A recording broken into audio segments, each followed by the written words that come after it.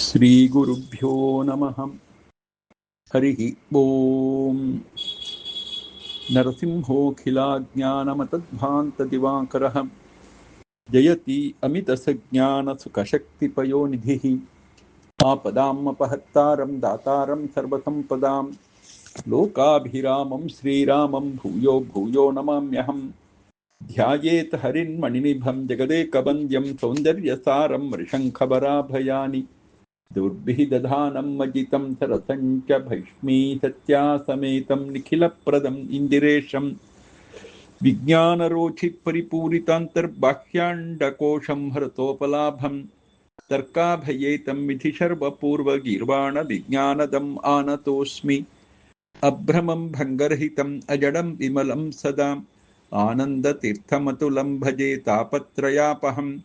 ಚಿತ್ರೈಃ ಪದೈಶ್ಚ ಗಂಭೀರೈಃ ವಾಕ್ಯೈಃ ಮಾನೈಃ ಅಖಂಡಿತೈಃ ಗುರುಭಾವಂ ವ್ಯಂಜಯಂತಿ ಭಾತಿ ಶ್ರೀ ಜಯತೀರ್ಥವಾಕ್.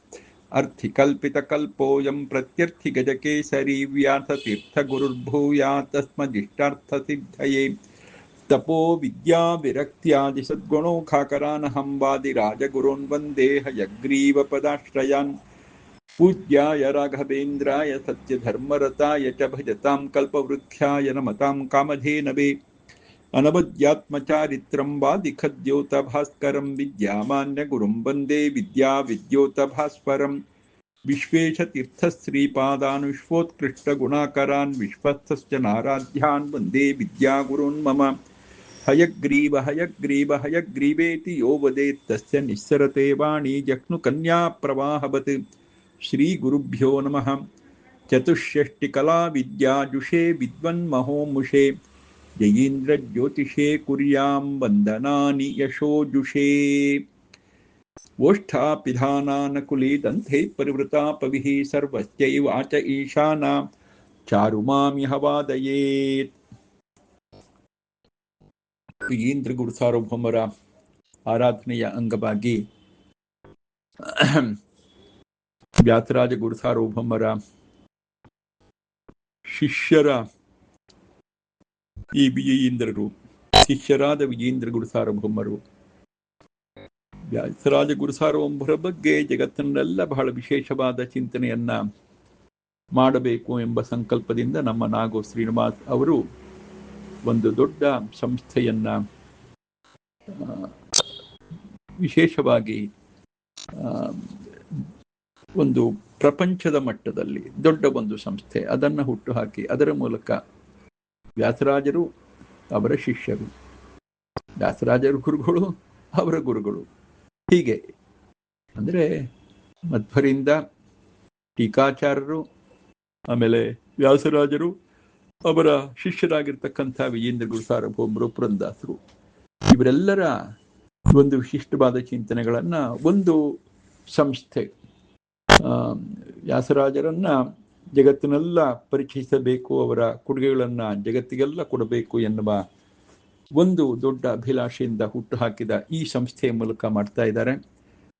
ಅದರ ಅಂಗವಾಗಿ ಈ ವರ್ಷ ನಾನು ವಿಜೇಂದ್ರ ಗುರು ಸಾರ್ವಭೌಮರು ರಚನೆ ಮಾಡಿರ್ತಕ್ಕಂತಹ ಮಧ್ವತಂತ್ರ ಮುಖಭೂಷಣ ಎನ್ನುವ ಒಂದು ಕೃತಿಯ ಬಗ್ಗೆ ಕೆಲವೊಂದು ವಿಚಾರಗಳನ್ನ ನಿಮ್ಮ ಜೊತೆಗೆ ಹಂಚ್ಕೋತಾ ಇದ್ದೀನಿ. ನಮ್ಮ ಭಾರತ ವರ್ಷ ಇಡೀ ಪ್ರಪಂಚಕ್ಕೆ ಭೂಷಣಾಯಮಾನ. ಯಾಕೆ ಅಂತ ಹೇಳಿದ್ರೆ ಇಲ್ಲಿ ತತ್ವಜ್ಞಾನವೇ ಬಹಳ ಮುಖ್ಯ, ಬೇರೆಲ್ಲೂ ತತ್ವಜ್ಞಾನ ದೊರೆಯಲಾರದು. ಇದು ತತ್ವಜ್ಞಾನ ದೊರೆಯುವ ದೊಡ್ಡ ಭೂಮಿ, ಜೊತೆಗೆ ಕರ್ಮಭೂಮಿ. ಇಂತಹ ಭೂಮಿಯಲ್ಲಿ ಹರಿಸರ್ವೋತ್ತಮತ್ವದ ಚಿಂತನೆಯನ್ನ ನಮಗೆ ಕೊಟ್ಟವರು ಶ್ರೀಹರಿಯೇ, ಬೇರೆ ಯಾರು ಅಲ್ಲ. ಮೊದಲು ಯಾರು? ನಾರಾಯಣಾವತಾರರಾಗಿರ್ತಕ್ಕಂತಹ ವೇದವ್ಯಾಸ ದೇವರು ವಿಶೇಷವಾಗಿ ಅದನ್ನು ನಮಗೆ ಕೊಟ್ಟರು.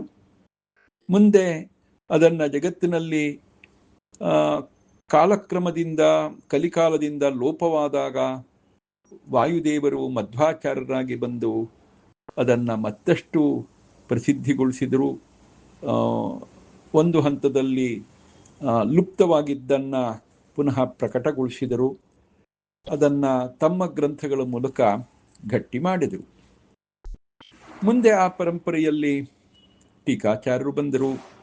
ಮಧ್ವಾಚಾರ್ಯರ ಕಾಲದಲ್ಲಿ ಅದು ಒಂದು ರೀತಿಯಿಂದ ಗಟ್ಟಿಯಾಗಿದ್ದರೂ ಕೂಡ ಆ ತತ್ವವಾದ ಮುಂದೆ ಬಂದವರು ಯಾರಿದ್ದಾರೆ ಬೇರೆ ವಾದಿಗಳು, ಅವರು ಮಧ್ವಾಚಾರ್ಯ ಗ್ರಂಥಗಳ ಮೇಲೆ ದೋಷಗಳನ್ನು ಹೇಳಿದಾಗ ಅದನ್ನು ನಿವಾರಣೆ ಮಾಡಲಿಕ್ಕೆ ಟೀಕಾಚಾರ್ಯರು ವಿಶೇಷವಾಗಿ ಪ್ರಯತ್ನ ಪಟ್ಟರು. ತಮ್ಮ ಗ್ರಂಥಗಳ ಮೂಲಕ ಬಹಳ ಶ್ರೇಷ್ಠವಾದ ನ್ಯಾಯಸುಧಾ ಗ್ರಂಥದ ಮೂಲಕವಾಗಿ ಎಲ್ಲ ಪರಮತ ನಿರಾಕರಣೆ ಮಾಡಿ ಮಧ್ವಾಚಾರ್ಯರ ಗ್ರಂಥಗಳು ಯಾವತ್ತೂ ಕೂಡ ಅಖಂಡ್ಯ ಅನ್ನೋದನ್ನು ತೋರಿಸಿಕೊಟ್ರು. ಮುಂದೆ ಅದೇ ಪರಂಪರೆಯಲ್ಲಿ ವ್ಯಾಸರಾಜ ಗುರು ಸಾರ್ವಭೌಮರು ಬಂದರು. ಅವರು ವಿಶೇಷವಾಗಿ ತಮ್ಮ ವ್ಯಾಸತ್ರಯ ಕೃತಿಯ ಮೂಲಕವಾಗಿ ತಾತ್ಪರ್ಯ ಚಂದ್ರಿಕಾ, ನ್ಯಾಯಾಮೃತ, ಅದೇ ರೀತಿಯಾಗಿ ತರ್ಕತಾಂಡವ ಕೃತಿಗಳ ಮೂಲಕವಾಗಿ ಪರಮತ ನಿರಾಕರಣೆ ಮತ್ತು ಸಮತ ಸ್ಥಾಪನೆಯನ್ನು ಬಹಳ ಅದ್ಭುತವಾದ ರೀತಿಯಲ್ಲಿ ಮಾಡಿದರು.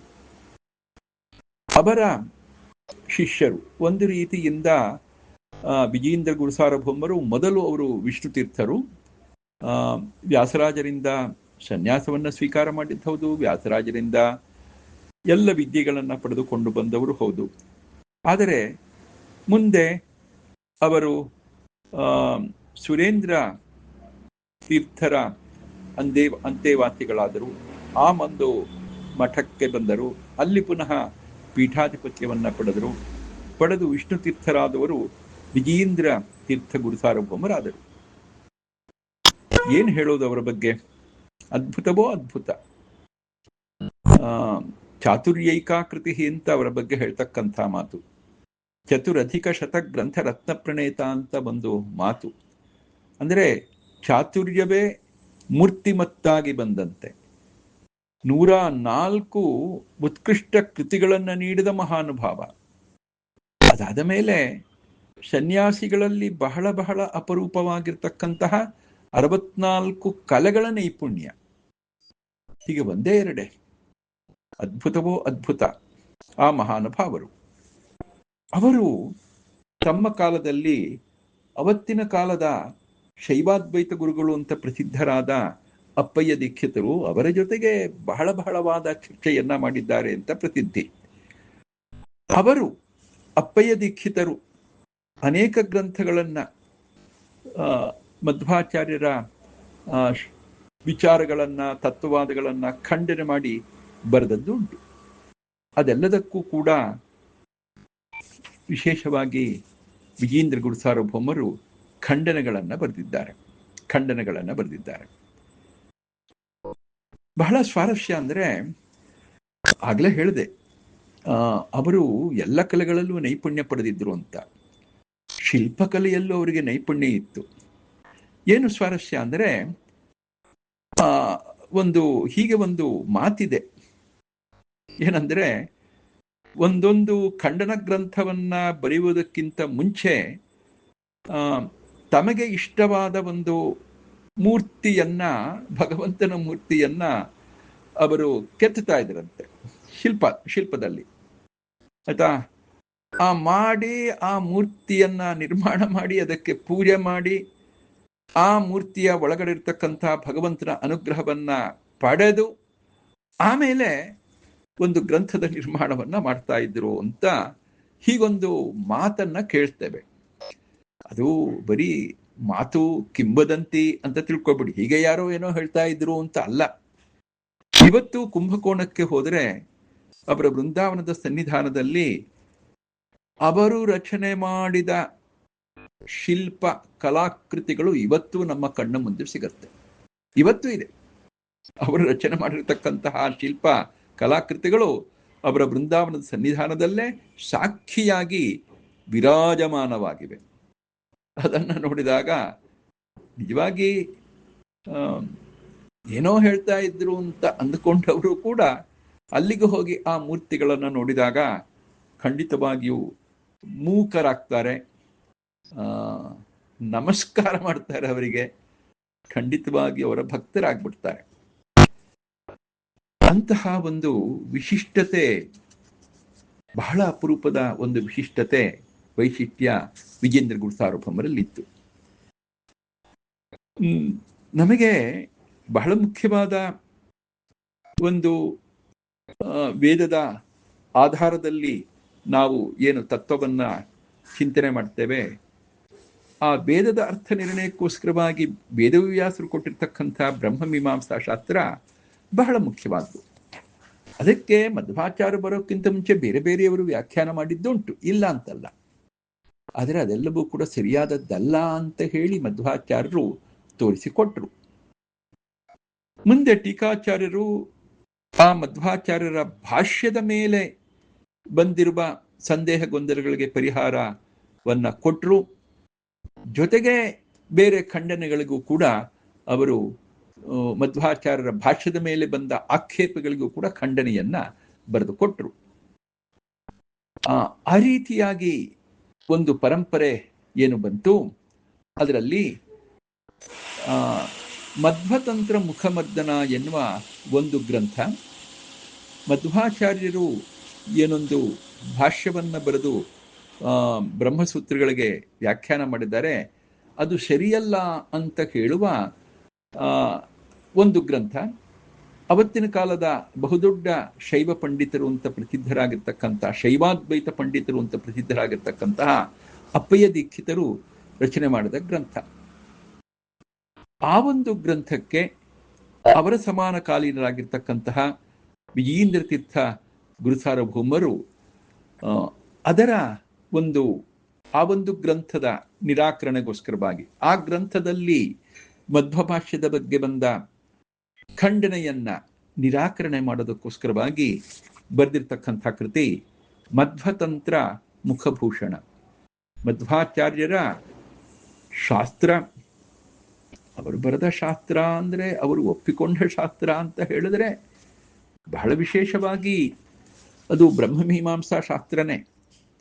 ಬ್ರಹ್ಮಮೀಮಾಂಸಾ ಶಾಸ್ತ್ರ, ಅದರಲ್ಲಿ ಮುಖ ಅಂತ, ಅದರಲ್ಲಿ ಪ್ರಾರಂಭ ಅಂತನೂ ಒಂದರ್ಥ, ಪ್ರಮುಖ ಅಂತನೂ ಇನ್ನೊಂದರ್ಥ. ಅದು ಯಾವುದು ಅಂದರೆ ಬ್ರಹ್ಮಮೀಮಾಂಸಾ ಶಾಸ್ತ್ರದ ಪಂಚಾಧಿಕರಣಿ, ಮೊದಲ 5 ಅಧಿಕರಣಗಳು. ಅದು ಮುಂದಿನ ಎಲ್ಲ ಅಧಿಕರಣಗಳಿಗೆ ಒಂದು ರೀತಿ ಅದು ಪೀಠಿಕಾ ರೂಪದಲ್ಲಿ ಇದೆ ಅಂತ ಹೇಳ್ತಾರೆ. ಆ ಒಂದು ಮುಖ, ಅದಕ್ಕೆ ಭೂಷಣ, ಅಲಂಕಾರವಾಗಿರ್ತಕ್ಕಂಥ ಒಂದು ಗ್ರಂಥ. ಅಂದರೆ ಮಧ್ವಾಚಾರ್ಯರ ಆ ಒಂದು ತಂತ್ರ, ಅವರು ಮಾಡಿರ್ತಕ್ಕಂಥ ಬ್ರಹ್ಮಮೀಮಾಂಸಾ ಶಾಸ್ತ್ರ, ಆ ಭಾಷ್ಯ, ಅದಕ್ಕೆ ದೋಷ ಅಂತ ಹೇಳೋ ಹಾಗಿಲ್ಲ, ಅದು ದೋಷ ಆಭಾಸಗಳು ಬಂದಾಗ ಅದನ್ನು ನಿರಾಕರಣೆ ಮಾಡಿ ಮಧ್ವಾಚಾರ್ಯರ ಆ ಒಂದು ಬ್ರಹ್ಮಸೂತ್ರ ಭಾಷ್ಯ ಅದು ಹೊಳಿಲೇಬೇಕು. ಆ ರೀತಿ ಮಾಡಿರತಕ್ಕಂಥವರು ವಿಜೇಂದ್ರ ಗುರುಸಾರ್ವಭೌಮರು ತಮ್ಮ ಮಧ್ವತಂತ್ರ ಮುಖಭೂಷಣ ಎನ್ನುವ ಕೃತಿಯ ಮೂಲಕವಾಗಿ. ಆಗಲೇ ಹೇಳಿದ ಹಾಗೆ ಪಂಚಾಧಿಕರಣಿ, ಬ್ರಹ್ಮಮೀಮಾಂಸಾ ಶಾಸ್ತ್ರದ ಮೊದಲ 5 ಅಧಿಕರಣಗಳಿಗೆ ಸಂಬಂಧಪಟ್ಟಂತೆ ಅವರು ಬರೆದದ್ದು. ಅವರು ಬರಿಬೇಕಾಗಿದ್ರೆ ಪೂರ್ವಪಕ್ಷದಲ್ಲಿ ಬಹಳ ಬಹಳ ವಿಸ್ತಾರವಾಗಿ ಬರೆದಿದ್ದಾರೆ, ಇಲ್ಲ ಅಂತಲ್ಲ. ಆದರೆ ವಿಜೇಂದ್ರ ಗುರುಸಾರ್ವಭೌಮರು ತುಂಬಾ ವಿಸ್ತಾರವಾಗಿ ಅಂತಲ್ಲ ಬರೆದಿದ್ದಾರೆ. ನಾನೇನು ಒಂದು ಪುಸ್ತಕ ತಗೊಂಡು ಇಟ್ಕೊಂಡಿದ್ದೀನಿ, ಆ ಮಧ್ವತಂತ್ರ ಮುಖಭೂಷಣ, ಅದರಲ್ಲೂ 110 ಪುಟಗಳಿವೆ. 110 ಪುಟಗಳಿದೆ, ಕಡಿಮೆನಿಲ್ಲ. ಆದರೆ ಇನ್ನೂ ಜಾಸ್ತಿ ಪೂರ್ವಪಕ್ಷ ಅವರು ಬರೆದಿದ್ರು. ಆದರೂ ಕೂಡ ನಮ್ಮ ಗುರುಗಳು, ಮೂಲ ಗುರುಗಳು ಮಧ್ವಾಚಾರ್ಯರು ಮಿತಭಾಷಿಗಳು. ಅದೇ ರೀತಿಯಾಗಿ ಅವರ ಗ್ರಂಥದಲ್ಲೂ ಮಿತವಾದ ಶಬ್ದಗಳನ್ನು ಪ್ರಯೋಗ ಮಾಡೋದು ಉಂಟವರು. ಮಿತವಾದ ಶಬ್ದಗಳಿಂದ ಅಮಿತವಾದ ಅರ್ಥವನ್ನ ಕೊಟ್ಟು ಅಮಿತವಾದ ರೀತಿಯಲ್ಲೇ ಪರಮತ ನಿರಾಕರಣೆ ಮಾಡಿದ್ದು ಅವರ ಒಂದು ವಿಶಿಷ್ಟವಾದ ಸಾಹಸ. ಅದೇ ಪರಂಪರೆಯಲ್ಲಿ ಬಂದ ವಿಜೇಂದ್ರ ಗುರುಸಾರ್ವಭೌಮರು ಕೂಡ ಈ ಒಂದು ಮಧ್ವತಂತ್ರ, ಆಗಲೇ ಹೇಳಿದ್ನಲ್ಲ, ಮಧ್ವತಂತ್ರ ಮುಖ ಮರ್ದನ ಎನ್ನುವ ಈ ಗ್ರಂಥ ಒಂದು ರೀತಿ ವಿಸ್ತಾರವಾಗಿದ್ದರು, ಅದಕ್ಕೆ ಖಂಡನೆ ಅಷ್ಟು ವಿಸ್ತಾರ ಮಾಡಿಲ್ಲ. ಆದರೆ ಯಾವ್ಯಾವುದು ಖಂಡನೆ ಮಾಡಬೇಕು ಯಾವುದನ್ನು ಬಿಟ್ಟಿಲ್ಲ, ಎಲ್ಲವನ್ನು ಖಂಡನೆ ಮಾಡಿ ಬಹಳ ಒಂದು ಅದ್ಭುತವಾದ ರೀತಿಯಲ್ಲಿ ಗ್ರಂಥವನ್ನ ಕೊಟ್ಟಿದ್ದಾರೆ. ಅಲ್ಲಿ ದೀಕ್ಷಿತರು ಒಂದು ಮಾತು ಹೇಳಿದರು ಅಂತ ಒಂದು ಮಾತು ಬರುತ್ತೆ. ತಥಾಪಿ ಆನಂದ ತೀರ್ಥೀಯಂ ಮತಂ ಅಗ್ರಾಹ್ಯಮೇವನಃ ಯತ್ರ ವೈದಿಕ ಮರ್ಯಾದ ಭೂಯಸ್ವ ಅಕುಲತಾಂಗತ ಅಂತ. ಅವರು ಹೇಳೋದು, ಆನಂದ ತೀರ್ಥರ ಮತ ಇದೆಯಲ್ಲ, ಅದನ್ನು ನಾವು ಸ್ವೀಕಾರ ಮಾಡಲಿಕ್ಕೆ ಸಾಧ್ಯವಿಲ್ಲ. ಯಾಕೆಂದ್ರೆ ಆನಂದ ತೀರ್ಥರ ಆ ಮತದಲ್ಲಿ ವೈದಿಕ ಮರ್ಯಾದೆ ಏನಾಗಿದೆ, ಇಲ್ಲವೇ ಇಲ್ಲ. ವೈದಿಕ ಮರ್ಯಾದೆಯನ್ನ ಮೂರಾಬಟ್ಟೆ ಮಾಡಿದ್ದಾರೆ ಅಂತ. ಅಂದ್ರೆ ವೇದಶಾಸ್ತ್ರಗಳಿಗೆ ವ್ಯಾಖ್ಯಾನ ಹೇಗೆ ಮಾಡಬೇಕು ಅಂತ ಒಂದು ಕ್ರಮ ಇದೆ, ಪರಂಪರೆ ಇದೆ, ಸಂಪ್ರದಾಯ ಇದೆ. ಅದನ್ನೆಲ್ಲ ಬಿಟ್ಬಿಟ್ಟಿದ್ದಾರೆ. ಮನಬಂದಂತೆ ವೇದ ವ್ಯಾಖ್ಯಾನ ಮಾಡಿದ್ದಾರೆ, ಮನಬಂದಂತೆ ಸೂತ್ರ ವ್ಯಾಖ್ಯಾನ ಮಾಡಿದ್ದಾರೆ ಅಂತ. ಹೀಗೆ ಮಧ್ವಾಚಾರ್ಯರ ಆ ಒಂದು ಮತದ ಬಗ್ಗೆ, ಸಿದ್ಧಾಂತದ ಬಗ್ಗೆ ಅವರು ಹೇಳಿರ್ತಕ್ಕಂಥ ಮಾತು. ತಥಾಪಿ ಆನಂದ ತೀರ್ಥೀಯಂ ಮತಂ, ಆನಂದ ತೀರ್ಥರಿಗೆ ಸಂಬಂಧಪಟ್ಟ ಆ ಮತ ನಹ ಅಗ್ರಾಹ್ಯಮೇವ, ನಮಗೆ ಯಾವತ್ತೂ ಕೂಡ ಸ್ವೀಕಾರ ಮಾಡಲು ಸಾಧ್ಯವೇ ಇಲ್ಲ. ಯತ್ರ, ಯಾವ ಆನಂದ ತೀರ್ಥರ ಮತದಲ್ಲಿ ವೈದಿಕ ಮರ್ಯಾದ, ವೇದದಕ್ಕೆ ಹೇಗೆ ವ್ಯಾಖ್ಯಾನ ಮಾಡಬೇಕು, ಸಂಪ್ರದಾಯ ಏನು ಮೊದಲಾದ ಈ ವಿಚಾರಗಳು ಭೂಯಸಿ ಆಕುಲತಾಂಗತ, ಬಹಳ ಆಕುಲ ಭಾವವನ್ನು ಹೊಂದಿದೆ. ಅಂದರೆ ಕಳವಳದ ವಿಚಾರಪ್ಪ ಇದು. ವೇದದ ಮರ್ಯಾದೆಯನ್ನ ಮೀರಿ ಬಿಟ್ಟಿದ್ದಾರೆ ಅವರು, ವೈದಿಕ ಸಂಪ್ರದಾಯವನ್ನ ಉಲ್ಲಂಘನೆ ಮಾಡಿದ್ದಾರೆ ಅಂತ ಹೀಗೆ ಕೇಳಿದ್ರಂತೆ. ವಿಜೇಂದ್ರ ಗುರುಸಾರ್ವಭೌಮರ ಬಳಿ ಈ ಮಾತು ಹೇಳಿದ್ದು ಅಪ್ಪಯ್ಯ ದೀಕ್ಷಿತರು. ಅದಕ್ಕೆ ಬಹಳ ಚಾತುರ್ಯ, ತುಂಬಾ ಚಾತುರ್ಯ ಏಕಾಕೃತಿ ಅಂತ ಅವರಿಗೆ ವಾದಿಹಿಂದರು ಹೇಳ್ತಕ್ಕಂಥ ಮಾತು. ಅದಕ್ಕೆ ಒಂದೇ ಒಂದು ಹೇಳಿದ್ರಂತೆ, ಬಿಂದು ಮಾತ್ರಂ ವಿಶಿಷ್ಯತೆ. ಸ್ವಾಮಿ, ಆನಂದ ತೀರ್ಥೀಯಂ ಅಂತ ಇದೆಯಲ್ಲ, ಅಲ್ಲಿ ಮೇಲ್ಗಡೆ ಇರುವ ಅನುಸ್ವಾರವನ್ನ ತೆಗೆದುಬಿಡಿ, ಉಳಿದದ್ದೆಲ್ಲ ನಮಗೆ ಒಪ್ಪಿಗೆಯೇ, ಅಂತ. ಏನು ಅಂತ ಗೊತ್ತಾಗಿಲ್ಲ ಅಲ್ವಾ? ಹೌದು, ಆನಂದ ತೀರ್ಥೀಯಂ ಅಂತ ಬಂದಾಗ ಮೇಲ್ಗಡೆ ಅನುಸ್ವಾರ ಇದ್ದಾಗ ಆನಂದ ತೀರ್ಥೀಯಂ ಅನ್ನೋದು ಮತಂಗೆ ವಿಶೇಷಣವಾಗತ್ತೆ, ಆನಂದ ತೀರ್ಥರಿಗೆ ಸಂಬಂಧಪಟ್ಟ ಮತ ಅಂತಾಗತ್ತೆ. ಆ ಅನುಸ್ವಾರ ಮೇಲ್ಗಡೆ ತೆಗೆದ್ಬಿಟ್ರೆ ಆನಂದ ತೀರ್ಥೀಯ ಅಂತಾಗತ್ತೆ. ಅದು ಸಂಬೋಧನ ಪ್ರಥಮ ವ್ಯಕ್ತಿ ಆಗತ್ತೆ. ಆನಂದ ತೀರ್ಥೀಯ, ಎಲೈ ಆನಂದ ತೀರ್ಥರ ವಂಶದಲ್ಲಿ ಬಂದವರೇ ಅಂತ ಹೇಳಿ ವಿಜೇಂದ್ರರನ್ನ ಕುರಿತು ಸಂಬೋಧನೆ ಆಗತ್ತೆ. ತಥಾಪಿ ಆನಂದ ತೀರ್ಥೀಯ ಮತಂ ಅಗ್ರಾಹ್ಯಮೇವನಃ. ಆಗ ಅಪ್ಪಯ್ಯ ದೀಕ್ಷಿತರು ಹೇಳೋ ಮಾತು, ಆನಂದ ತೀರ್ಥೀಯ, ಆನಂದ ತೀರ್ಥರ ವಂಶದಲ್ಲಿ ಬಂದವರೇ, ತಥಾಪಿ ನಹ ಮತಂ ಅಗ್ರಾಹ್ಯಮೇವ, ನಮ್ಮ ಮತ ಸ್ವೀಕರಿಸಲು ಸಾಧ್ಯವಿಲ್ಲ ಅಂತ. ಯಾವುದು? ಶೈವಾದ್ವೈತ ಮತ. ಅಪ್ಪಯ್ಯ ದೀಕ್ಷಿತರಿಗೆ ಸಂಬಂಧಪಟ್ಟ ಅವರು ಸ್ವೀಕಾರ ಮಾಡಿದ ಶೈವಾದ್ವೈತ ಮತ ಇದೆಯಲ್ಲ, ನಹ ಅಗ್ರಾಹ್ಯಮೇವ, ನಾವು ಅದನ್ನು ಸ್ವೀಕಾರ ಮಾಡಲ್ಲ. ಯಾಕೆ? ಯತ್ರ ವೈದಿಕ ಮರ್ಯಾದ ಭೂಯಸ್ಯಾಕುಲತಾಂಗತ, ಅಲ್ಲಿ ವೇದದ ಸಂಪ್ರದಾಯಗಳನ್ನೆಲ್ಲ ಉಲ್ಲಂಘನೆ ಮಾಡಿಬಿಟ್ಟಿದ್ದಾರೆ ಶೈವಾದ್ವೈತ ಮತದಲ್ಲಿ, ಅಂತಹ ಮತವನ್ನು ನಾವು ಸ್ವೀಕಾರ ಮಾಡ್ಲಿಕ್ಕಾಗಲ್ಲ ಅಂತ ತಾವೇ ತಮ್ಮ ಮತವನ್ನ ಸ್ವೀಕಾರ ಮಾಡಲ್ಲ ಅಂತ ವಿಜೇಂದ್ರ ಗುರು ಸಾರ್ವಭೌಮರಲ್ಲಿ ಒಪ್ಪಿಕೊಂಡಂತೆ ಆಗ್ಬಿಡತ್ತೆ ನೋಡಿ. ಬಿಂದು ಮಾತ್ರಂ ವಿಶಿಷ್ಯತೆ ಅಂತ ಕೇಳಿ ಆಯ್ತಾ, ಈ ರೀತಿ ಅಪ್ಪಯ್ಯ ದೀಕ್ಷಿತರು ಹೇಳಿದ ಆ ಶ್ಲೋಕಕ್ಕೆ ಒಂದು ಚಮತ್ಕಾರವಾದ ಖಂಡನೆಯನ್ನ ವಿಜೇಂದ್ರ ಗುರು ಸಾರ್ವಭೌಮರು ನೀಡಿದರು ಅಂತ ಕೇಳ್ತೇವೆ. ಆಗ್ಲಿ, ಮುಂದೆ ಆಗಲೇ ಹೇಳಿದೆ ಪಂಚಾಧಿಕರಣಿಗೆ ಸಂಬಂಧಪಟ್ಟಂತೆ ಇರತಕ್ಕಂಥ ಮಾತು.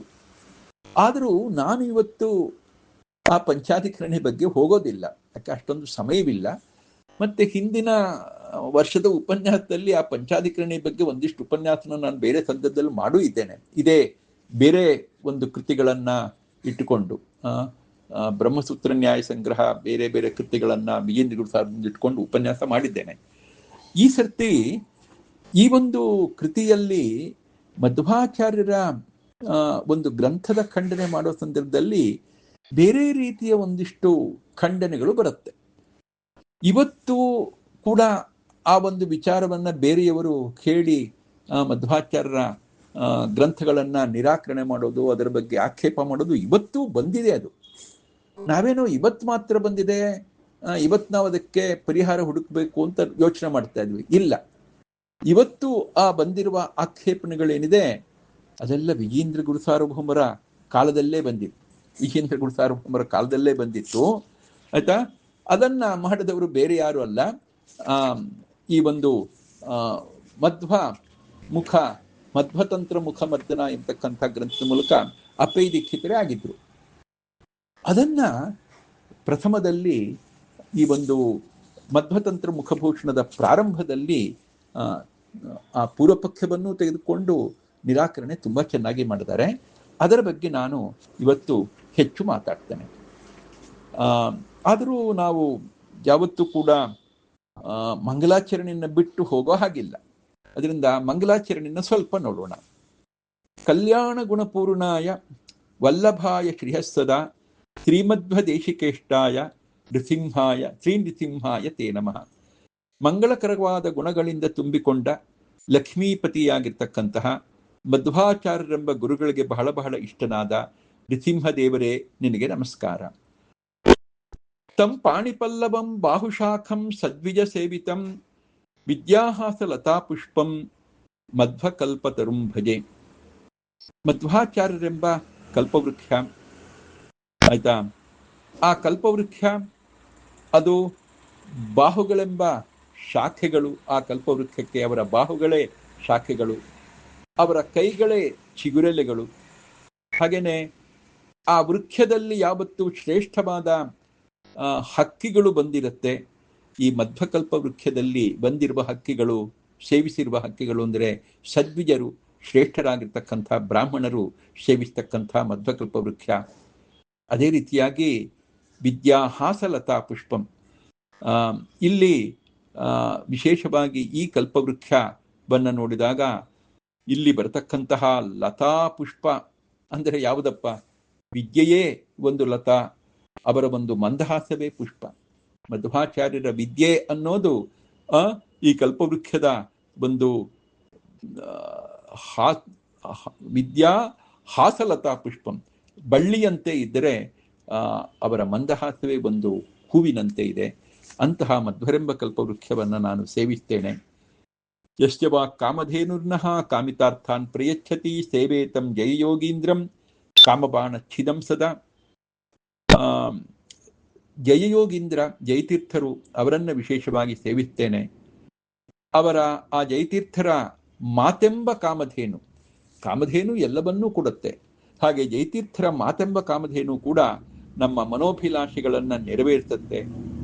ಅಷ್ಟೇ ಅಲ್ಲ, ಆ ಜಯತೀರ್ಥರ ಆ ಒಂದು ಕಾಮಧೇನು ಮನೋಭಿಲಾಷೆಗಳು ನೆರವೇರಿಸುತ್ತೆ.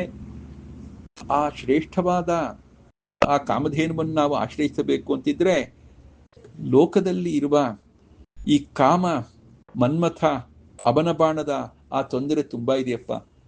ಆ ಸೆಕ್ಸ್ನಿಂದ ದೂರ ಆಗೋದು ಬಹಳ ಕಷ್ಟ ಅಂತ ವಿಚಾರ ಬಂದಾಗ ಜಯಯೋಗೀಂದ್ರ ಹತ್ರ ಹೋಗಪ್ಪ. ಅವರು ಕಾಮ ಬಾಣಚ್ಛಿದಂ, ಆ ಮನ್ಮಥನ ಬಾಣವನ್ನು ಕೂಡ ತುಂಡು ಮಾಡಿ ಸೆಕ್ಸ್ನಲ್ಲೇ ಮುಳುಗತಕ್ಕಂತಹ ಆ ಪ್ರವೃತ್ತಿಯನ್ನ ದೂರ ಮಾಡ್ತಾರೆ ಅಂತ ಅವರನ್ನ ವರ್ಣನೆ ಮಾಡ್ತಾರೆ. ಯೋ ವ್ಯಾಸಮುನಿದಾವಾಗ್ನಿ ಸಚ್ಛಾತ್ರ ಮೃತಾ ಸಹ ದದಾಹ ಕುಮುತಾರಣ್ಯಂ ಪ್ರಕಾಶಾಯ ತಮಾಶ್ರಯೇ. ವ್ಯಾಸರು ಅಂದ್ರೆ ವೇದವ್ಯಾಸರು ಒಬ್ಬರಿದ್ದಾರೆ. ಅದಾದ ಮೇಲೆ ವ್ಯಾಸರು ಅಂತ ಬಂದಾಗ ವ್ಯಾಸರಾಜ ಗುರುಸಾರ್ವಭೌಮರು, ಅವರು ವ್ಯಾಸಮುನಿ. ಈಸುಮುನಿಗಳಿದ್ದೇನು ಮಾಡಿದರು, ವ್ಯಾಸಮುನಿ ಮಧ್ವಮನ್ವದಿರಿಸಿದ ಅಂತ ಹೇಳಿ ವ್ಯಾಸಮುನಿ ಅಂತಾನೆ ದಾಸರವರನ್ನ ಕೊಂಡಾಡ್ತಾರೆ. ಆ ವ್ಯಾಸಮುನಿ ಏನಿದ್ದಾರೆ ಅವರೇ ಒಂದು ಕಾಡ್ಗಿಚ್ಚು. ಕಾಡ್ಗಿಚ್ಚು ಕುಮುತಾರಣ್ಯಂ ದದಾಹ. ಕಾಡ್ಗಿಚ್ಚು ಯಾವತ್ತೂ ಅರಣ್ಯವನ್ನ, ಕಾಡನ್ನ ಸುಡತ್ತೆ. ಇವರು ಈ ಒಂದು ಕಾಡ್ಗಿಚ್ಚು, ವ್ಯಾಸಮುನಿ ಎಂಬ ಕಾಡ್ಗಿಚ್ಚು ಕುಮುತಾರಣ್ಯಂ ದದಾಹ, ಕೆಟ್ಟ ಮತಗಳೆಂಬ ಕಾಡನ್ನ ಅದು ಸುಟ್ಟಿ ಹಾಕ್ತು. ಯಾವತ್ತೂ ಕಾಡ್ಗಿಚ್ಚು ಹೋಗಬೇಕು ಅಂತಿದ್ರೆ ಅದಕ್ಕೆ ಬೆಂಕಿಯ ಸಹಕಾರ ಬೇಕು. ಹಾಗೆ ಇಲ್ಲೂ ಕಾಡ್ಗಿಚ್ಚು ಬೆಂಕಿ, ಅದಕ್ಕೆ ಗಾಳಿಯ ಸಹಕಾರ ಬೇಕು. ಹಾಗೆ ಗಾಳಿಯ ರೀತಿಯಲ್ಲಿ ಯಾರಪ್ಪ ಸಹಕಾರ ಕೊಟ್ಟಿದ್ರು? ಸಚ್ಛಾಸ್ತ್ರ ಮರುಸಾಸಹ, ಆ ಗಾಳಿ ಯಾವುದಪ್ಪ ಅಂದ್ರೆ ಮಧ್ವಾಚಾರ್ಯರು ಕೊಟ್ಟ ಶ್ರೇಷ್ಠವಾದ ಶಾಸ್ತ್ರ. ಅದು ಮಾರುತರೇ ಕೊಟ್ಟ ಶಾಸ್ತ್ರ, ವಾಯುದೇವರೇ ಕೊಟ್ಟ ಶಾಸ್ತ್ರ, ವಾಯುದೇವರೇ ಮಧ್ವರಾಗಿ ಬಂದು ಕೊಟ್ಟ ಶಾಸ್ತ್ರ. ಅದೇ ಗಾಳಿ. ಮಧ್ವಾಚಾರ್ಯರೆಂಬ ಆ ವಾಯುದೇವರು ಅವರು ಕೊಟ್ಟ ಶಾಸ್ತ್ರ ಅದೇ ಗಾಳಿ. ಆ ಗಾಳಿಯನ್ನ ಇಟ್ಟುಕೊಂಡು ಈ ವ್ಯಾಸಮುನಿ ಎಂಬ ಕಾಡ್ಗಿಚ್ಚು ಕುಮುತವೆಂಬ ಅರಣ್ಯವನ್ನ ಸುಟ್ಟು ಹಾಕ್ಬಿಡ್ತು. ಅಂತಹವರನ್ನ ನಾನು ವಿಶೇಷವಾಗಿ ಆಶ್ರಯಿಸ್ತೇನೆ. ಯಾಕೆ? ತತ್ವಜ್ಞಾನವನ್ನ ಕೊಡಿ, ಕೆಟ್ಟ ಜ್ಞಾನವನ್ನ ದೂರ ಮಾಡಿ ಅಂತ ಪ್ರಾರ್ಥನೆ ಮಾಡ್ತೇನೆ. ಶ್ರೀ ಸುರೇಂದ್ರ ಗುರೋಹ ಪಾದಪದ್ಮೆ ರಾಗಸ್ಯ ಪೀಡನಾತ್ ರಕ್ತೆ ನಖದಲೋಪೇತೆ ಸೇವೆ ಶಿಷ್ಯಾಲಿ ಸೇವಿತೆ. ಹಾಗೆ ಸುರೇಂದ್ರ ಗುರುಗಳು, ಆಶ್ರಮ ಗುರುಗಳು, ಅವರ ಪಾದ ಕಮಲವನ್ನು ನಾನು ವಿಶೇಷವಾಗಿ ಆರಾಧಿಸ್ತೇನೆ. ಕಮಲ ಅಂತ ಬಂದಾಗ ದುಂಬಿಗಳು ಬಂದು ಸೇವನೆ ಮಾಡುತ್ತೆ. ಇಲ್ಲೂ ಕೂಡ ಸುರೇಂದ್ರರ ಪಾದ ಕಮಲವನ್ನು ಸೇವನೆ ಮಾಡಿರ್ತಕ್ಕಂಥದ್ದು ಶಿಷ್ಯಾಲಿ, ಶಿಷ್ಯರೆಂಬ ದುಂಬಿಗಳೆಲ್ಲ ಬಂದು ಸೇವಿಕೊಂಡಿವೆ. ಪದ್ಮಕ್ಕೆ ಯಾವತ್ತು ದಳಗಳಿರುತ್ತೆ, ಹಾಗೆ ಪಾದಪದ್ಮದ ದಳಗಳು ಯಾವುದು? ನಖದ ಲೋಪೇತೆ ಅಂದರೆ ನಖ ಅಂದರೆ ಉಗುರುಗಳೇ ದಳದ ರೀತಿಯಲ್ಲಿ ಇದೆ. ಅಂತಹ ಆ ಪಾದಪದ್ಮವನ್ನ, ಶಿಷ್ಯರೆಂಬ ಭೃಂಗಗಳಿಂದ ಸೇವಿತವಾದ ಆ ಪದ್ಮವನ್ನ ನಾನು ಸೇವಿಸ್ತೇನೆ. ರಾಗಸ್ಯ ಪೀಡನಾತ್ ರಕ್ತೆ. ರಾಗ ದೂರ ಆಗ್ಬಿಟ್ಟಿದೆ, ರಾಗಕ್ಕೆ ಪೀಡೆ ಕೊಟ್ಬಿಟ್ಟಿದ್ದಾರೆ. ಲೌಕಿಕವಾದ ಆಸಕ್ತಿ ಎಲ್ಲ ಏನಿದೆ ಅದನ್ನೆಲ್ಲ ಪೀಡಿಸಿ ದೂರ ಮಾಡಿಬಿಟ್ಟಿದ್ದಾರೆ, ಅದಕ್ಕೆ ಪೀಡೆ ಕೊಟ್ಟು ದೂರ ಮಾಡಿಬಿಟ್ಟಿದ್ದಾರೆ. ಯಾವುದಕ್ಕಾದರೂ ತಿಕ್ಕಿ ಪೀಡೆ ಮಾಡಿ ದೂರ ಮಾಡಿದಾಗ ಅದು ಕೆಂಪಾಗ್ಬಿಡುತ್ತೆ. ಹಾಗೆ ಇವರ ಪಾದ ಕಮಲವೂ ಕೂಡ ರಾಗವನ್ನ ದೂರ ಮಾಡಿದ್ರಿಂದಾಗಿ, ಸಂಸಾರ ರಾಗವನ್ನ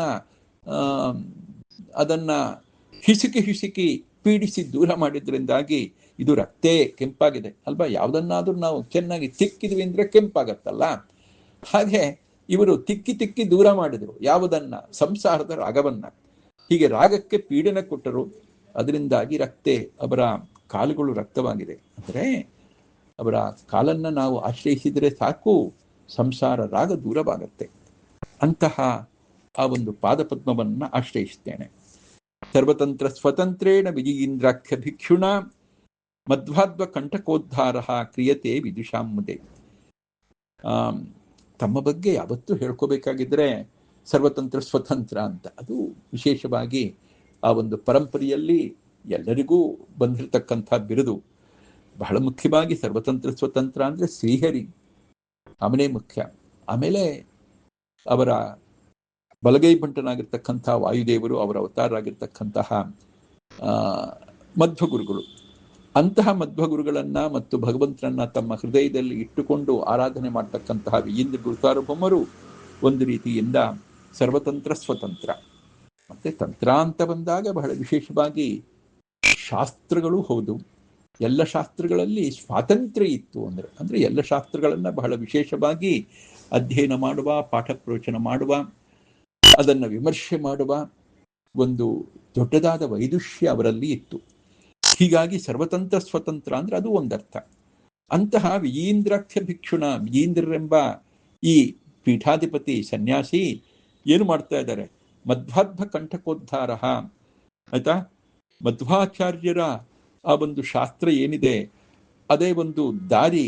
ಆ ದಾರಿಯಲ್ಲಿ ಮುಳ್ಳಿನಂತೆ ಕೆಲವೆಲ್ಲ ಬರ್ತಾ ಇದೆ. ಅಂದ್ರೆ ಬೇರೆ ಬೇರೆ ಮತಗಳು ಬಂದು ಮಧ್ವಾಚಾರ್ಯ ಮತವನ್ನ ಖಂಡನೆ ಮಾಡ್ತೀವಿ ಅಂತ ಹೊರಟದ್ದು. ಪ್ರಕೃತದಲ್ಲಿ ನಾವು ನೋಡ್ತಕ್ಕಂಥದ್ದು ಮಧ್ವಮತ ಮುಖಮದ್ದನ ಅಂತ, ಮಧ್ವತಂತ್ರ ಮುಖಮದ್ದನ ಅಂತ ಹೇಳಿ ಅಪ್ಪೆ ದೀಕ್ಷಿತರು ಮಾಡಿರ್ತಕ್ಕಂಥದ್ದು. ಒಂದು ರೀತಿ ದಾರಿಯಲ್ಲಿ ಹೋಗಬೇಕಾಗಿದ್ರೆ ಮುಳ್ಳು ಸಿಕ್ಕಾಕೊಳ್ಳುತ್ತೆ, ಮುಳ್ಳನ್ನು ತೆಗೆದು ಹೋಗ್ಬೇಕಲ್ಲ. ಹಾಗೆ ಮಧ್ವಾಚಾರ್ಯರ ಶಾಸ್ತ್ರದ ಆ ದಾರಿಯಲ್ಲಿ ಹೋಗೋಳ ಸಮಯದಲ್ಲಿ ಇಂತಹ ಖಂಡನೆಗಳು ಮುಳ್ಳಿನಂತೆ. ಅಂತಹ ಮುಳ್ಳು ಕಂಟಕ ಏನಿದೆ ಅದರ ಉದ್ಧಾರ, ಅದನ್ನ ದೂರ ಮಾಡಲಿಕ್ಕೆ ನಾನು ಹೊರಟಿದ್ದೇನೆ. ಯಾಕೆ? ವಿದುಷಾಮುದೆ. ಜ್ಞಾನಿಗಳಿಗೆ ಸಂತೋಷ ಆಗತ್ತಪ್ಪ, ಅದರಿಂದ ಜ್ಞಾನಿಗಳು ಖುಷಿ ಪಡ್ತಾರೆ. ಅದಕ್ಕೋಸ್ಕರವಾಗಿ ಮಧ್ವತಂತ್ರ ಮುಖಭೂಷಣಂ ದೃಢಂ ನ್ಯಾಯರತ್ನ ಘಟನಾತಿ ಭಾಸ್ವರಂ ಧಾರ್ಯಮೇವ ಸುದೃಶಾಂ ಮುದಾವಹಂ ತನ್ಯತೈತ್ರ್ಯ ವಿಜಯೀಂದ್ರ ಯೋಗಿನ. ಇದು ವಿಜಯೀಂದ್ರ ಯೋಗಿಗಳು ಮಾಡಿರ್ತಕ್ಕಂಥದ್ದು ಎಲ್ಲರೂ ಧಾರಣೆ ಮಾಡಬೇಕಪ್ಪ. ಇದೊಂದು ಅಲಂಕಾರ. ನಾವು ಬೇರೆ ಬೇರೆ ರೀತಿ ಅಲಂಕಾರಗಳನ್ನ, ಕೈಗೆ ಕಡಗವನ್ನು ಧಾರಣೆ ಮಾಡ್ತೇವೆ, ತಲೆಯಲ್ಲಿ ಕಿರೀಟವನ್ನು ಧಾರಣೆ ಮಾಡ್ತೇವೆ, ಹೀಗೆ ಬೇರೆ ಬೇರೆ ಅಲಂಕಾರವನ್ನು ಧಾರಣೆ ಮಾಡ್ತೀವಲ್ಲ, ಹಾಗೆ ಮಧ್ವತಂತ್ರ ಮುಖಭೂಷಣ ಇದು ಹಾಗೆ ಒಂದು ಭೂಷಣ. ಈ ಒಂದು ಗ್ರಂಥ ಮಧ್ವತಂತ್ರ ಮುಖಭೂಷಣ. ಭೂಷಣ ಅಂದ್ರೆ ಅಲಂಕಾರ. ಮಧ್ವಾಚಾರ್ಯರ ಶಾಸ್ತ್ರ ಏನಿದೆ ಆಯ್ತಾ, ಅದಕ್ಕೆ ಮುಖಭೂಷಣ. ಶಾಸ್ತ್ರದ ಮುಖಕ್ಕೆ ಭೂಷಣ, ಅಲಂಕಾರದಂತೆ ಇರ್ತಕ್ಕಂಥದ್ದು. ಇದು ಗಟ್ಟಿಯಾಗಿರ್ತಕ್ಕಂಥ ಅಲಂಕಾರ, ಗಟ್ಟಿಯಾಗಿರ್ತಕ್ಕಂಥ ಒಡವೆ. ದೃಢಂ, ಇದನ್ನ ನೀವೆಲ್ಲ ಧಾರ್ಯಂ, ಎಲ್ಲ ಸಜ್ಜನರು ಕೂಡ ಧಾರಣೆ ಮಾಡಬೇಕು ಆಯ್ತಾ. ನ್ಯಾಯರತ್ನ ಘಟನಾತಿ ಭಾಸ್ವರಂ, ಹೊಳಿತಾ ಇದೆ. ಯಾಕಪ್ಪ ಅಂದ್ರೆ ಇದು ಖಂಡನೆ ಮಾಡೋ ಸಂದರ್ಭದಲ್ಲಿ ಬೇರೆ ಬೇರೆ ರೀತಿಯಿಂದ ನ್ಯಾಯಗಳನ್ನ, ಯುಕ್ತಿಗಳನ್ನ ಬೇಕಾದಷ್ಟು ಕೊಟ್ಟಿದ್ದಾರೆ. ಆ ಯುಕ್ತಿಗಳೇ ಒಂದು ರೀತಿಯಿಂದ ರತ್ನ. ಆ ರತ್ನಗಳನ್ನ ಮಧ್ಯದಲ್ಲಿ ಘಟನ ಸೇರಿಸಿಕೊಂಡಿದ್ದಾರೆ, ಜೋಡಿಸಿಕೊಂಡಿದ್ದಾರೆ. ಅಂದ್ರೆ ಒಂದು ಭೂಷಣ, ಅಲಂಕಾರ ಆಯ್ತಾ, ಅದರಲ್ಲಿ ಒಂದು ಒಡವೆ. ಆ ಒಡವೆ ಹೊಳಿತಾ ಇದೆ. ಯಾಕಪ್ಪ ಅಂತ ಬಂದಾಗ ರತ್ನಗಳನ್ನ ಅದಕ್ಕೆ ಜೋಡಿಸಿದ್ದಾರೆ. ಯಾವ ರತ್ನಗಳನ್ನ? ನ್ಯಾಯದ ರತ್ನಗಳನ್ನ, ಯುಕ್ತಿಗಳೆಂಬ ರತ್ನಗಳನ್ನ. ನ್ಯಾಯರತ್ನ ಘಟನಾ ಅತಿಭಾಸ್ವರಂ, ಯುಕ್ತಿಗಳೆಂಬ ಶ್ರೇಷ್ಠ ರತ್ನಗಳನ್ನ ಜೋಡಿಸಿದ್ರಿಂದಾಗಿ ಬಹಳ ಬಹಳ ಹೊಡಿತಾ ಇದೆ. ಅದರಿಂದ ಸುದೃಶಾಂ ಮುದಾವಹಂ ಧಾರ್ಯತೈತ್ಯ ಧಾರ್ಯಮೇವ, ಒಳ್ಳೆಯ ಜ್ಞಾನಿಗಳಿಗೆ ಬಹಳ ಬಹಳ ಸಂತೋಷ ಕೊಡ್ತಕ್ಕಂಥ ಒಂದು ಆಭರಣ ಇದು. ಅದರಿಂದ ಧಾರ್ಯಮೇವ, ಈ ಆಭರಣವನ್ನ ಎಲ್ಲರೂ ಕೂಡ ಧಾರಣೆ ಮಾಡಬೇಕು. ಅಂತಹ ಒಂದು ಆಭರಣವನ್ನ ನಾನಿವತ್ತು ವಿಜಯೀಂದ್ರ ಯೋಗಿಗಳು ಕೊಡ್ತಾ ಇದ್ದೀವಿ. ಯದ್ಯಪಿ ಆನಂದ ತೀರ್ಥೀಯಂ ಭಾಷ್ಯಮೇವ ಉಪಪತ್ತಿಮತ್ ನತು ಭಾಷ್ಯಾಂತರಾಣೀತಿ ದರ್ಶಿತಂ ಮಮ ದೇಶಿಕೈಃ ತಥಾಪಿ ಆಧುನಿಕೋಕ್ತಾನಾಂ ದೂಷಣಾನಾಂ ಅಲಗ್ನತಾಂ ಪ್ರದರ್ಶ್ಯ ಗುರುಪಾದೋಕ್ತಿ ಮಹಿಮಾತ್ರ ಪ್ರದರ್ಶ್ಯತೆ. ವಸ್ತುತಃ ಆನಂದ ತೀರ್ಥರ ಭಾಷ್ಯ ಏನಿದೆ ಅದೇ ಎಲ್ಲ ವಿಧವಾದ ಯುಕ್ತಿಗಳಿಂದ, ಪ್ರಮಾಣಗಳಿಂದ ತುಂಬಿರ್ತಕ್ಕಂಥದ್ದು. ನತು ಭಾಷ್ಯಾಂತರಾಣಿ, ಬೇರೆ ಭಾಷ್ಯಗಳಿಗೆ, ಆನಂದ ತೀರ್ಥರ ಭಾಷ್ಯ ಬಿಟ್ಟು ಬೇರೆ ಯಾವುದೇ ಭಾಷ್ಯಕ್ಕೆ ಹೋದರೂ ಅದರಲ್ಲಿ ಉಪಪತ್ತಿ, ಯುಕ್ತಿಯಾಗಲಿ ಪ್ರಮಾಣಗಳಾಗಲಿ ಸಿಗೋದಿಲ್ಲ. ಈ ವಿಚಾರವನ್ನು ನನ್ನ ಗುರುಗಳು ತುಂಬಾ ನನಗೆ ಪಾಠ ಹೇಳಿದ್ದಾರೆ. ಹೌದು, ನಾನು ಅದನ್ನು ತಿಳ್ಕೊಂಡಿದ್ದೇನೆ. ಆದರೆ ಗುರುಗಳ ನಂತರದಲ್ಲಿ ಆ ಭಾಷ್ಯದ ಮೇಲೆ ಈಗಿನ ಕಾಲದ ಜನರು ಯಾರಿದ್ದಾರೆ ಅವರೆಲ್ಲ ಒಂದು ರೀತಿ ಆಕ್ಷೇಪಗಳನ್ನ ಮಾಡಿದ್ದಾರೆ. ಆ ಆಕ್ಷೇಪಗಳೆಲ್ಲ ಸರಿಯಲ್ಲ. ಆ ಆಕ್ಷೇಪಗಳು ಯಾವುದೂ ಕೂಡ ನಮ್ಮ ಗುರುಗಳ ಭಾಷ್ಯಕ್ಕೆ ತಟ್ಟೋದಿಲ್ಲ ಅಂತ ಹೇಳಬೇಕಾಗಿದೆ. ದೂಷಣಾನಾಂ ಅಲಗ್ನತಾಂ, ಅದಕ್ಕೆ ನಾನೀಗ ಹೊರಟಿದ್ದೀನಿ. ಆ ರೀತಿ ಹೇಳಿ ಗುರುಪಾದೋಕ್ತಿ ಮಹಿಮಾ, ನಮ್ಮ ಗುರುಪಾದರು ಮಧ್ವಾಚಾರ್ಯ ಇದ್ದಾರಲ್ಲ, ಅವರ ಉಕ್ತಿ ಮಹಿಮಾ, ಅವರ ಮಾತಿನ ಮಹಿಮೆಯನ್ನ ಮತ್ತಷ್ಟು ನಿಮ್ಮ ಮುಂದೆ ಇಡ್ಲಿಕ್ಕೆ ಹೊರಟಿದ್ದೀನಿ. ಅಂದರೆ ನಮ್ಮ ಆಚಾರ್ಯರು ಅವತ್ತು ಏನೊಂದು ಇಷ್ಟು ಭಾಷ್ಯವನ್ನ ರಚನೆ ಮಾಡಿ ಮಾತುಗಳನ್ನ ಆಡಿ ಹೋದ್ರು ಆ ಮಾತುಗಳನ್ನ ಅವತ್ತೂ ಯಾರು ಖಂಡನೆ ಮಾಡೋರಿಲ್ಲ. ಮುಂದೆ ಬಂದವರು ಖಂಡನೆ ಮಾಡ್ತೀವಿ ಅಂತ ಹೇಳಿದ್ರೂ ಖಂಡನೆ ಮಾಡ್ಲಿಕ್ಕಾಗಲ್ಲ.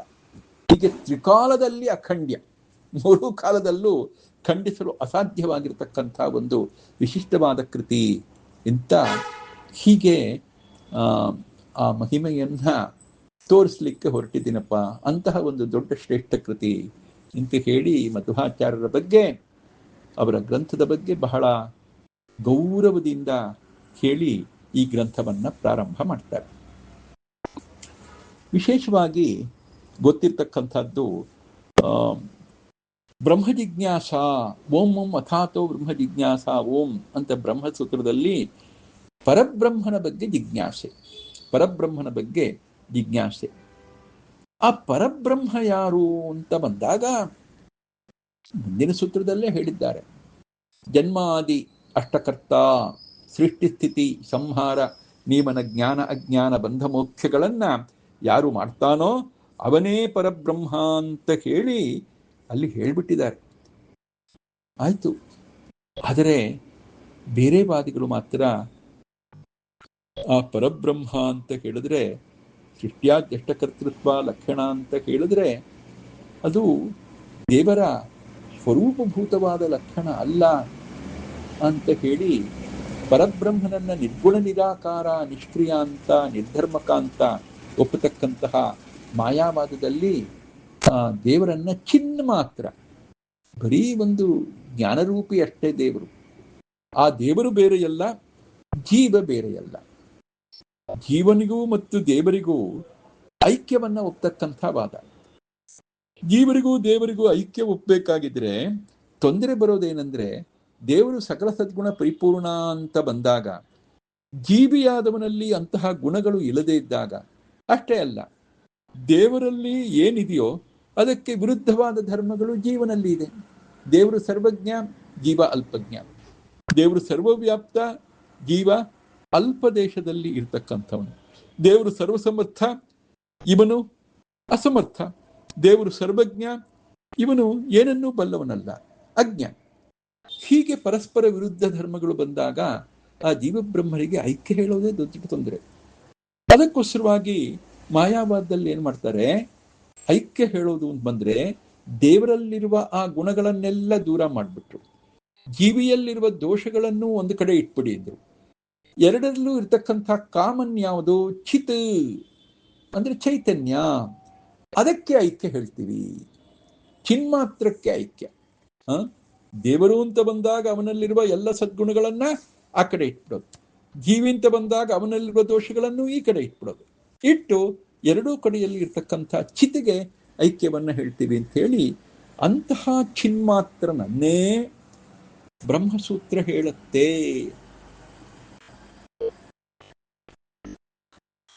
ಅಂತ ಹೀಗೆ ಒಂದು ವಾದ.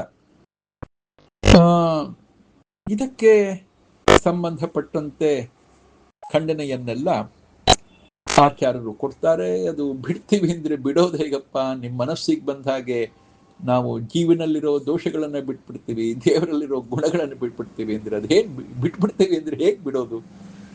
ದೇವರು ಅಂತ ಬಂದಾಗಲೇ ಅಲ್ಲಿ ಸ್ವರೂಪಭೂತವಾಗೇ ಇರುವ ಲಕ್ಷಣ ಅದು ದೇವರದು. ದೇವರು ಅಂದ್ರೇ ಅವನು ಯಾರು ಸೃಷ್ಟಿ ಮಾಡ್ತಾನೆ, ಯಾರು ಸ್ಥಿತಿ ಮಾಡ್ತಾನೆ, ಸಂಹಾರ ಮಾಡ್ತಾನೆ, ನಿಯಮನ ಮಾಡ್ತಾನೆ, ಜ್ಞಾನ ಅಜ್ಞಾನವನ್ನ ಕೊಟ್ಟು ಬಂಧ ಮುಖಗಳನ್ನು ಕೊಡ್ತಾನೆ, ಅವನೇ ದೇವರು ಅಂತ ಹೇಳಿ ಬ್ರಹ್ಮಸೂತ್ರದಲ್ಲೇ ಹೇಳೋ ಸಂದರ್ಭದಲ್ಲಿ ಅಂತಹ ಒಂದು ಆ ದೇವರ ಲಕ್ಷಣಗಳು ನಮ್ಮಲ್ಲಿ ಇಲ್ಲ, ಜೀವಿಗಳಾದ ನಮ್ಮಲ್ಲಿಲ್ಲ ಅಂತ ಜೀವಿಗಳಾದ ನಮಗೆಲ್ಲರಿಗೂ ಅನುಭವ ಸಿದ್ಧವಾಗಿರೋ ವಿಚಾರದಲ್ಲಿ ಅದನ್ನು ಬಿಟ್ಬಿಡ್ತೀನಿ ಅಂದ್ರೆ ಹೇಗೆ? ಬಿಡ್ಲಿಕ್ಕಾಗಲ್ಲ. ದೇವರು ದೇವರೇ, ನಾವು ನಾವೇ. ಅದರಿಂದಾಗಿ ಜೀವಬ್ರಹ್ಮರಿಗೆ ಐಕ್ಯ ಹೇಳಲಿಕ್ಕೆ ಬರೋದಿಲ್ಲ ಅಂತ ವಿಚಾರವನ್ನ ಬಹಳ ಸುಂದರವಾಗಿ ಆಚಾರ್ಯರು ತಮ್ಮ ಭಾಷ್ಯದ ಮೂಲಕವಾಗಿ ನಿರೂಪಣೆ ಮಾಡಿ ಕೊಟ್ಟಿದ್ದಾರೆ. ಆದರೆ ಮಧ್ವರ ಭಾಷ್ಯದ ಬಗ್ಗೆ ಆ ಪಂಚಾಧಿಕರಣದಲ್ಲಿ ಬಹಳ ವಿಸ್ತಾರವಾಗಿ ಪೂರ್ವಪಕ್ಷ ಏನು, ಸಿದ್ಧಾಂತ ಏನು, ಆ ಪೂರ್ವಪಕ್ಷದ ಮೇಲೆ ಏನು ದೋಷಗಳು, ಸಿದ್ಧಾಂತದ ಮೇಲೆ ಏನು ವಿಚಾರ, ಅದರ ಬಗ್ಗೆ ಎಲ್ಲ ಬಹಳ ಚರ್ಚೆ ಮಾಡ್ತಾರೆ ಮುಂದೆ. ಆದರೆ ಪ್ರಾರಂಭದಲ್ಲಿ ಅಪ್ಪಯ್ಯ ದೀಕ್ಷಿತರು ಹೇಳಿರ್ತಕ್ಕಂಥ ಕೆಲವೊಂದು ಆಕ್ಷೇಪಗಳು ಇನ್ ಜನರಲ್ ಅಂತ ಹೇಳ್ತೇವೆ, ಸಾಮಾನ್ಯವಾದ ಒಂದು ಆಕ್ಷೇಪಗಳು ಮಧ್ವಶಾಸ್ತ್ರದ ಮೇಲೆ, ವಿಶೇಷವಾಗಿ ಮಧ್ವಾಚಾರ್ಯರ ಮಾತುಗಳ ಮೇಲೆ, ಭಾಷ್ಯದ ಮೇಲೆ. ಏನದು? ವಿಶೇಷವಾಗಿ ಮಧ್ವಾಚಾರ್ಯರು ಅವರು ಹೇಳಿದ ವಿಚಾರಗಳು ಅವರೊಬ್ಬರೇ ಹೇಳ್ತಾರೆ, ಇನ್ಯಾರು ಹೇಳಿರಲ್ಲ ಅಂತ.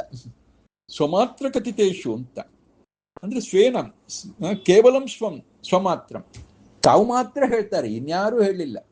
ಅಂದ್ರೆ ಮಧ್ವಾಚಾರ್ಯರ ಮತವನ್ನ ಇನ್ನೊಬ್ಬರು ಒಪ್ಪಿಕೊಂಡವರು ಅಂತ ಯಾರು ಇಲ್ವೇ ಇಲ್ಲ. ಬರೀ ಅವ್ರು ಹೇಳ್ತಾರೆ, ಅವರವ್ರದೇ ಒಂದು ಗುಂಪಿನಲ್ಲಿ ಪ್ರಚಾರ ಮಾಡಿದ್ದಾರೆ ಅಷ್ಟೆ.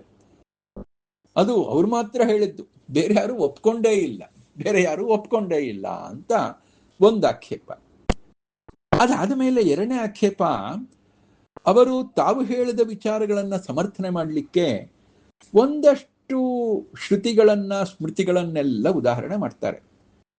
ಎಲ್ಲವೂ ಅಪ್ರಸಿದ್ಧ, ನಮ್ಗೆ ಸಿಗೋದೇ ಇಲ್ಲ. ಯಾವ್ದು? ಸುರಶ್ರುತಿ, ಕಮಠಶ್ರುತಿ, ಇಲ್ಲಿ ಇರೋದನ್ನೇ ಹೇಳ್ತೀನಿ ನಾನು. ಚತುರಶ್ರುತಿ ಅಂತ ಇಲ್ಲಿ ಅಪ್ಪಯ್ಯ ದೀಕ್ಷಿತರು ಹೇಳೋದು.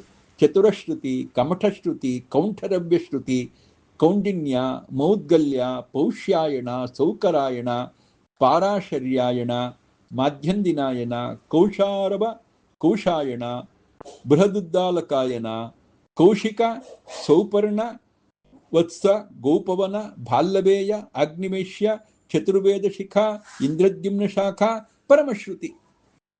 ಎಂತ ಇಷ್ಟೆಲ್ಲ ಒಂದು ಕೋಟ್ ಮಾಡ್ತಾರೆ ಮಧ್ವಾಚಾರ್ಯರು ತಮ್ಮ ತಮ್ಮ ಗ್ರಂಥದಲ್ಲಿ. ಇದೆಲ್ಲ ಆಚಾರ್ಯದ ಕೊಟೇಶನ್ನು. ಆದರೆ ಎಲ್ಲವೂ ಅಪ್ರಸಿದ್ಧ. ಈಗ ಯಾವ ಆ ಶ್ರುತಿಗಳು ಸಿಗೋದೇ ಇಲ್ಲ. ವೇದದ ಪುಸ್ತಕದಲ್ಲಿ ನೋಡಿದ್ರೆ ಈ ಯಾವ ಶ್ರುತಿಗಳು ನಮಗೆ ಸಿಗೋದೇ ಇಲ್ಲ. ಆಮೇಲೆ ಆ ಶ್ರುತಿಗಳು ಎಲ್ಲಿದೆ ಅಂದ್ರೆ ಅದಕ್ಕೆ ಶ್ರುತಿಗಳ ಮೂಲ ಒಂದಿಷ್ಟು ಸಂಹಿತ. ಆ ಸಂಹಿತ ಯಾವುದು? ಅಧ್ಯಾತ್ಮ ನಾರಾಯಣ ಸಂಹಿತ, ಬೃಹತ್ ಸಂಹಿತ, ಮಹಾಸಂಹಿತ, ನಾರಾಯಣ ತಂತ್ರ, ಬ್ರಹ್ಮತಂತ್ರ, ಪುರುಷೋತ್ತಮ ತಂತ್ರ, ಮಾಯಾ ವೈಭವ, ಬ್ರಹ್ಮ ವೈವರ್ತ, ಬ್ರಹ್ಮತರ್ಕ, ಭವಿಷ್ಯತ್ ಪರ್ವ. ಹೀಗೆ ಅದೆಲ್ಲ ಅದರ ಮೂಲ ಗ್ರಂಥಗಳನ್ನ ಆಚಾರ್ಯರು ಕೋಟ್ ಮಾಡ್ತಾರೆ. ಅದು ಈಗ ಇಲ್ಲ. ಆಚಾರ್ಯರು ಕೋಟ್ ಮಾಡ್ತಕ್ಕಂಥ ಆ ಗ್ರಂಥಗಳು ಈಗ ನಮಗೆ ಸಿಗೋದಿಲ್ಲ. ಆಚಾರ್ಯ ಕೋಟ್ ಮಾಡ್ತಕ್ಕಂಥ ಶ್ರುತಿಗಳು ನಮಗೆ ಸಿಗೋದಿಲ್ಲ. ಎರಡೂ ಅಪ್ರಸಿದ್ಧ, ಎರಡೂ ಅಪ್ರಸಿದ್ಧ ಅಂತ ಒಂದು ದೊಡ್ಡ ಆಕ್ಷೇಪ. ಇವತ್ತು ಅದರ ಬಗ್ಗೆ ತುಂಬಾ ಜನ ಆಕ್ಷೇಪ ಮಾಡೋದನ್ನು ನೋಡ್ತೇವೆ. ಆಮೇಲೆ ಇನ್ನೊಂದೇನಂದ್ರೆ, ಈ ರೀತಿ ಏನಪ್ಪಾ ನೀವು ಇಲ್ದೇವ್ರದನ್ನ ಹೇಳ್ತೀರಿ ಅಂದ್ರೆ, ಇಲ್ಲ ರೀ, ನಮ್ಮ ಗುರುಗಳು ಸಾಮಾನ್ಯ ಅಲ್ಲ, ಅವರು ಬಹಳ ದೊಡ್ಡವರು. ವಾಯುದೇವರೇ ಸಾಕ್ಷಾತ್ತಾಗಿ ಮೂರನೆಯ ಅವತಾರ ಮಾಡೋದು. ಹನುಮಂತ ಮೊದಲನೇ ಅವತಾರ, ಭೀಮಸೇನ ಎರಡನೇ ಅವತಾರ, ಪೂರ್ಣಪ್ರಜ್ಞ ವಾಯುದೇವರ ಮೂರನೇ ಅವತಾರ. ಪ್ರಥಮೋ ಹನುಮಾನ್ ನಾಮ, ದ್ವಿತೀಯೋ ಭೀಮಯೇವ ಚ, ಪೂರ್ಣಪ್ರಜ್ಞ ತೃತೀಯಸ್ತು ಭಗವತ್ಕಾರ್ಯ ಸಾಧಕ ಅಂತ ಸ್ಮೃತಿ ಹೇಳ್ತಾ ಇದೆ. ಹೇಳಿ ತಮ್ಮನ್ನೇ ತಾವು ದೊಡ್ಡವರು ಮಾಡ್ಕೊಂಡ್ಬಿಡ್ತಾರೆ ಮಧ್ವಾಚಾರ್ಯರು ಅಂತ. ತಾವು ವಾಯುದೇವರ ಅವತಾರ, ವಾಯುದೇವರಿಗೆ ಹೀಗೆ 3 ಅವತಾರ ಇದೆ. 3 ಅವತಾರಗಳು ಕೂಡ ಯಾರ್ದು? ವಾಯುದೇವರದೇನೆ. ಮಧ್ವಾಚಾರ್ಯರು ಮೊದಲು ಹನುಮಂತನಾಗಿದ್ರು, ಆಮೇಲೆ ಭೀಮನಾಗಿದ್ರು, ಈಗ ಏನಾಗಿದ್ದಾರೆ? ಮಧ್ವರಾಗಿ ಬಂದಿದ್ದಾರೆ. 3 ವಾಯುದೇವರ ಅವತಾರ ಅಂತ ಪ್ರಥಮೋ ಹನುಮನ್ನಾಮ ಅಂತ ಒಂದು ಸ್ಮೃತಿಯನ್ನ ಹೇಳ್ಬಿಡ್ತಾರೆ. ತಾವೇ ಒಂದು ಸ್ಮೃತಿ ಹೇಳ್ತಾರೆ. ಆಮೇಲೆ ತಾವು ಸಾಮಾನ್ಯರಲ್ಲ, ಬಳಿತ್ಥಾ ತದ್ವಪುಷೇ ದಾಯಿದರ್ಶಿತಂ ಅಂತ ಹೇಳಿ ಬಳಿತ್ಥಾ ಸೂಕ್ತವನ್ನು ಹೇಳಿ ಬಳಿತ್ಥಾ ಸೂಕ್ತ ಪ್ರತಿಪಾದ್ಯರಾಗಿರ್ತಕ್ಕಂಥವ್ರು ತಾವು. ಹೀಗೆ ವೇದ ಪ್ರತಿಪಾದ್ಯರಾದವರು ವಾಯುದೇವರ 3 ಅವತಾರಗಳ ವಿಚಾರವನ್ನ ಬಳಿತ್ಥಾ ಸೂಕ್ತ ಹೇಳ್ತಾ ಇದೆ ಮತ್ತು ಹೀಗೆಲ್ಲ ಹೇಳ್ಬಿಡ್ತಾರೆ. ತಮ್ಮ ಬಗ್ಗೆ ತಾವೇ ಕೊಚ್ಚಿಕೊಳ್ತಕ್ಕಂಥ ಮಾತನ್ನೆಲ್ಲ ನಾವು ನೋಡ್ತೇವೆ. ಅದಾದ ಮೇಲೆ ಇದ್ದದ್ದೇ ಅವರು ಏನೇನು ಯುಕ್ತಿಗಳನ್ನೆಲ್ಲ ಹೇಳಿದ್ರು, ಆ ಯುಕ್ತಿಗಳೆಲ್ಲ ಬಹಳ ಶಿಥಿಲವಾದ ಯುಕ್ತಿಗಳು, ಅದು ಉಪಯೋಗವಿಲ್ಲದ ಯುಕ್ತಿಗಳು, ಎಲ್ಲ ಬಹಳ ಆರಾಮಾಗಿ ನಿರಾಕರಣೆ ಮಾಡಬಹುದಾದ ಯುಕ್ತಿಗಳು ಅಂತ ಇನ್ನೊಂದು ಆಕ್ಷೇಪ. ಆಮೇಲೆ ಸಾಮಾನ್ಯವಾಗಿ ವೇದಕ್ಕೆ ಅರ್ಥವನ್ನ ಹೇಳೋ ಸಂದರ್ಭದಲ್ಲಿ ಪೂರ್ವಮೀಮಾಂಸಾ ನ್ಯಾಯ ಅಂತ ಅಂದ್ರೆ ಯಜ್ಞಯಾಗಾದಿ ಪ್ರಕ್ರಿಯೆಗಳೆಲ್ಲ ಬರತಕ್ಕಂಥದ್ದೇನಿದೆ ಅದಕ್ಕೆ ಸಂಬಂಧಪಟ್ಟಂತೆಯೇ ಒಂದು ಚಿಂತನೆ ಪೂರ್ವಮೀಮಾಂಸಾ ಗ್ರಂಥಗಳಲ್ಲಿ ಬರುತ್ತೆ. ಸಾಮಾನ್ಯವಾಗಿ ವೇದಾರ್ಥ ಹೇಳೋ ಸಂದರ್ಭದಲ್ಲಿ ಆ ಪೂರ್ವಮೀಮಾಂಸಾ ನ್ಯಾಯವನ್ನು ಕೂಡ ಇಟ್ಟುಕೊಂಡು ಅದರಲ್ಲಿ ಬರುವ ವಿಚಾರಗಳನ್ನು ಇಟ್ಟುಕೊಂಡು ಸಮರ್ಥನೆ ಮಾಡೋದು ಉಂಟು. ತುಂಬಾ ಜನ ಹಾಗೆ ಮಾಡ್ತಾರೆ, ಆಯ್ತಾ. ಆದರೆ ಮಧ್ವಾಚಾರ್ಯರು ಆ ಪೂರ್ವಮೀಮಾಂಸಕ್ಕೆ ಬೆಲೆನೇ ಕೊಡಲ್ಲ. ಪೂರ್ವಮೀಮಾಂಸಾ ಮರ್ಯಾದ ಅದನ್ನು ಬಿಟ್ಟುಬಿಟ್ರು, ಪೂರ್ವಮೀಮಾಂಸಕ್ಕೆ ಗೌರವನೇ ಕೊಡಲ್ಲ ಅಂತ ಇನ್ನೊಂದು ಆಕ್ಷೇಪ. ಅದಾದ ಮೇಲೆ ಇವರೇನು ಶಬ್ದ ಪ್ರಯೋಗ ಮಾಡ್ತಾರೆ, ವ್ಯಾಕರಣ ಬಿಟ್ಬಿಟ್ಟಿದ್ದಾರೆ. ಪಾಣಿನಿ ವ್ಯಾಕರಣಕ್ಕೆ ವಿರುದ್ಧವಾದ ರೀತಿಯಲ್ಲಿ ಶಬ್ದ ಪ್ರಯೋಗವನ್ನ ಮಾಡ್ತಾರೆ. ಪಾಣಿನಿ ವ್ಯಾಕರಣಕ್ಕೆ ವಿರುದ್ಧವಾದ ರೀತಿಯಲ್ಲಿ ಶಬ್ದ ಪ್ರಯೋಗ ಮಾಡ್ತಾರೆ. ಇವರ ವ್ಯಾಕರಣನೂ ಗೊತ್ತಿಲ್ಲ ಇವರಿಗೆ. ಸಂಸ್ಕೃತ ಕಲ್ತಿರ್ಬೇಕ್ರಿ ಒಬ್ರು. ವೈದಿಕರು ಅಂತಾಗ್ಬೇಕಾದ್ರೆ ವೇದ ಓದಿರ್ಬೇಕು, ಸಂಸ್ಕೃತ ಓದಿರ್ಬೇಕು, ಸ್ವಚ್ಛವಾಗಿ ಸಂಸ್ಕೃತದಲ್ಲಿ ಮಾತಾಡಬೇಕು, ಬರಿಬೇಕು. ಅದೇ ಗೊತ್ತಿಲ್ಲ ಮಧ್ವಾಚಾರ್ಯಗೆ ಅಂತ ಅವರ ಆಕ್ಷೇಪ. ಇವರಿಗೆ ವ್ಯಾಕರಣನೇ ಗೊತ್ತಿಲ್ಲ, ವ್ಯಾಕರಣಕ್ಕೆ ವಿರುದ್ಧವಾದ ರೀತಿಯಲ್ಲಿ ಏನೇನೋ ಹೇಳ್ತಾರೆ. ಆಮೇಲೆ ಗೀತಾರ್ಥಂ ವಕ್ಷ್ಯಾಮಿ ಲೇಷಿತಃ ಅಂತ ಹೇಳೋ ಸಂದರ್ಭದಲ್ಲಿ, ಇಂಥ ಸಂದರ್ಭದಲ್ಲೆಲ್ಲ ಎಲ್ಲೆಲ್ಲೋ ಪದ ವಿಭಾಗ ಪದಚ್ಛೇದ ಮಾಡ್ತಾರೆ. ಶ್ಲೋಕ ರಚನೆ ಮಾಡಬೇಕಾದ್ರೆ ವೃತ್ತದಲ್ಲಿ ಭಂಗ, ಯತಿಭಂಗ, ಇಂಥದ್ದೆಲ್ಲ ಇದೆ. ಹೀಗೆ ಇಂಥದ್ದೆಲ್ಲ ಒಂದಷ್ಟು ದೋಷಗಳು.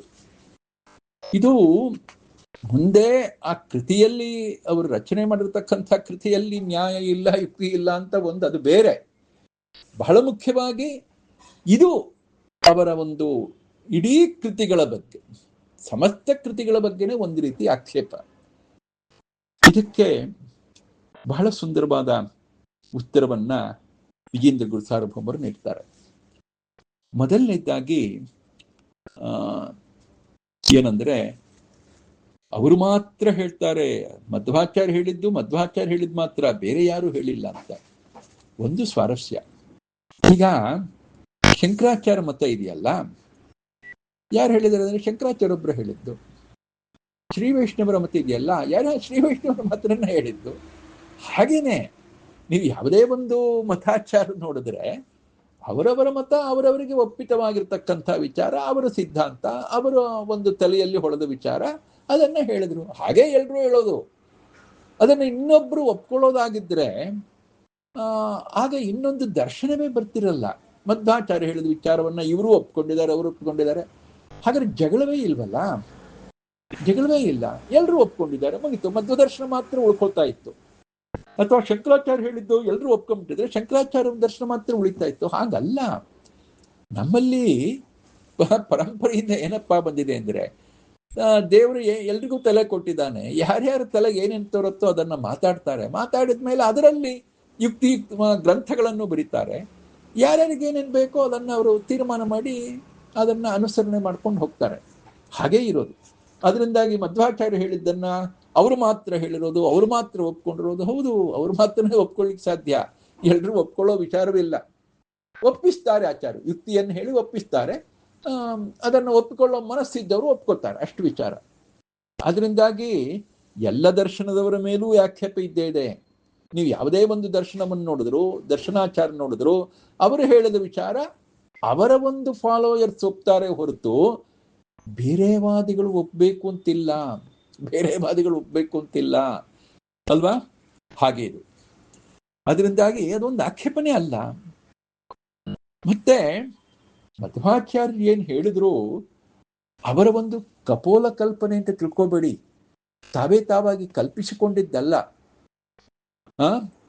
ಪ್ರಾಚೀನವಾದ ವೇದಗಳು ತತ್ವವಾದ ಎನ್ನುವ ಹೆಸರಲ್ಲಿ ಏನನ್ನ ಕೊಟ್ಟಿತ್ತೋ ಅದನ್ನ ಆಚಾರ್ಯರು ಉದ್ಧಾರ ಮಾಡಿದ್ರು.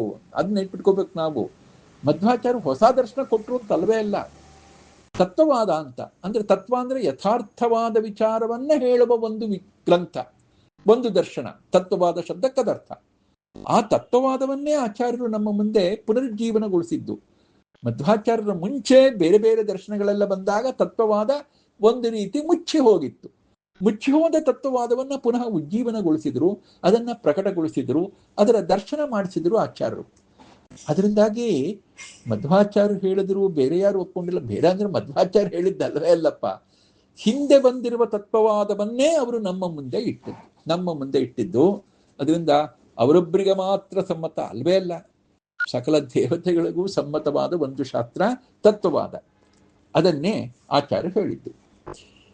ಆಮೇಲೆ ಅಪ್ರಸಿದ್ಧ ಅಂತ ಒಂದು ವಿಚಾರ. ಅಪ್ರಸಿದ್ಧ ಅಂತ ನಿಜವಾಗಿ ಅಪ್ರಸಿದ್ಧ ಅಂದ್ರೆ ಏನು? ಪ್ರಸಿದ್ಧವಲ್ಲದೇ ಇರತಕ್ಕಂಥದ್ದು ಅಂತ. ಈಗ ವಿಶೇಷವಾಗಿ ಅಂತಹ ಮಾತುಗಳು ಖಿಲಶ್ರುತಿ ಅಂತ ಕೆಲವು ಬರುತ್ತೆ. ಅಂದ್ರೆ ಪರಿಶಿಷ್ಟ ಅಂತ ನಾವೇನು ಹೇಳ್ತೀವಿ. ಈಗ ಮಹಾಭಾರತದ ಪರಿಶಿಷ್ಟ ಭಾಗ, ಖಿಲ ಭಾಗ, ಹರಿವಂಶ ಅಂತ ಹೇಳಿದಾಗೆ ವೇದಗಳಲ್ಲೂ ಕೂಡ ಖಿಲಶ್ರುತಿ ಅಂತ ಇದೆ. ಒಂದೊಂದು ಶ್ರುತಿಗೂ ಕೂಡ ಖಿಲ, ಅದಕ್ಕೆ ಪರಿಶಿಷ್ಟವಾದ ಒಂದು ಶ್ರುತಿ ಅಂತೆಲ್ಲ ಇದೆ. ಆ ಖಿಲಶ್ರುತಿಗಳನ್ನೆಲ್ಲ ಆಚಾರ್ಯರು ಉದಾಹರಣೆ ಮಾಡಿದ್ದುಂಟು. ಹಾಗೆ ಬೇರೆ ಬೇರೆ ಆಗ್ಲೇ ಹೇಳಿದ ಹಾಗೆ ಬೇರೆ ಬೇರೆ ರೀತಿಯ ಶ್ರುತಿಗಳು ಅಪ್ರಸಿದ್ಧ ಅಂತ ಏನು ಹೇಳ್ತಾರೆ ಅದಲ್ಲ ಅಂತ.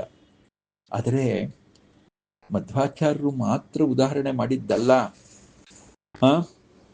ಅಂತಹ ಶ್ರುತಿಗಳನ್ನ ಆಪಸ್ತಂಭ ಮೊದಲಾದ ಧಾರ್ಮಿಕ ಗ್ರಂಥಗಳನ್ನ ಬರೆದವರು. ಅವರೆಲ್ಲ ಒಂದು ರೀತಿ ಧರ್ಮಾಚರಣೆ ಬಗ್ಗೆ, ನಮ್ಮ ಧರ್ಮಾಚರಣೆ ಹೇಗಿರ್ಬೇಕು ಅನ್ನೋದಕ್ಕೆ ಆಪಸ್ತಂಭ ಸೂತ್ರ ಮೊದಲಾಗಿರ್ತಕ್ಕಂಥ ಗ್ರಂಥಗಳೆಲ್ಲ ಸಿಗತ್ತೆ. ಅವರು ಕೂಡ ತಮ್ಮ ಸೂತ್ರಗಳಲ್ಲಿ ಇಂತಹ ಅಪ್ರಸಿದ್ಧವಾದ ವೇದವಾಕ್ಯಗಳನ್ನ ಉದಾಹರಣೆ ಮಾಡ್ತಾರೆ, ಖಿಲಶ್ರುತಿಗಳನ್ನ ಉದಾಹರಣೆ ಮಾಡ್ತಾರೆ. ಅಪ್ರಸಿದ್ಧವಾದ ವೇದಗಳನ್ನ, ಖಿಲಶ್ರುತಿಗಳನ್ನ ಅವರು ಬೇಕಾದಷ್ಟು ಉದಾಹರಣೆ ಮಾಡ್ತಾರೆ. ಅವರು ಇವರು ಅಂತಲ್ಲ, ಪೂರ್ವಮೀಮಾಂಸಾ ಶಾಸ್ತ್ರದಲ್ಲೇನೆ ಅಲ್ಲಿ ಆಯ್ತಾ ಅಪ್ರಸಿದ್ಧ ಶ್ರುತಿಗಳನ್ನು ಉದಾಹರಣೆ ಮಾಡಿದ್ದೆ. ತತ್ರೋರ್ಜಪಶೂನಾನ್ಯೋರ್ಜೋ ಮೊದಲಾದ ಶ್ರುತಿಗಳು ಬರುತ್ತೆ. ಅದೆಲ್ಲ ಅಪ್ರಸಿದ್ಧವಾದ ಶ್ರುತಿಗಳೇ, ಅದನ್ನ ಉದಾಹರಣೆ ಮಾಡ್ತಾರೆ. ಶಂಕರ ಭಾಷ್ಯದಲ್ಲಿ ಉಪಮಾ ಸೂರ್ಯಕವಾದಿ ಸೂತ್ರದಲ್ಲಿ ಯಥಾಖ್ಯಯಂ ಜ್ಯೋತಿರಾತ್ಮ ವಿವಸ್ವಾನ್ ಅಂತ ಹೇಳಿ ಅವರು ಕೂಡ ಖಿಲಶ್ರುತಿಯನ್ನು ಉದಾಹರಣೆ ಮಾಡ್ತಾರೆ. ಬ್ರಹ್ಮ ಜ್ಯೇಷ್ಠ ವೀರ್ಯ ಸಂಭೃತಾನಿ ಬ್ರಹ್ಮಾಗ್ರೇ ಜ್ಯೇಷ್ಠಂ ದಿವಾಮಾ ತತಾನ ಅಂತ ರಾಮಾಯಣೀಯ ಶ್ರುತಿ ಅಂತ ಕರೀತಾರೆ. ಅದೆಲ್ಲ ಅಪ್ರಸಿದ್ಧವಾದ ಶ್ರುತಿಗಳೇ. ರಾಮಾನುಜ ಭಾಷ್ಯದಲ್ಲಿದೆ, ಜ್ಯೋತಿಷ್ಠಿರಣಾಧಿಕರಣದಲ್ಲಿ ಇಂದ್ರಶ್ಚೀಪತಿರ್ಬಲೇನ ಪೀಡಿತೋ ದುಚ್ಛಾವನೋ ವೃಷಾ ಸಮುತ್ಸತಾರಹಿ, ಅದು ಚತುಷ್ಪಾತ್ ಗಾಯತ್ರಿ ಅಂತ ಹೇಳಿ ಒಂದು ಖಿಲಶ್ರುತಿಯನ್ನು ಉದಾಹರಣೆ ಮಾಡ್ತಾರೆ. ಅದು ಅಪ್ರಸಿದ್ಧವಾದ್ದು. ಶ್ರೀಕಂಠ ಭಾಷ್ಯದಲ್ಲಿ ಹಾಗೆ ಬರುತ್ತೆ.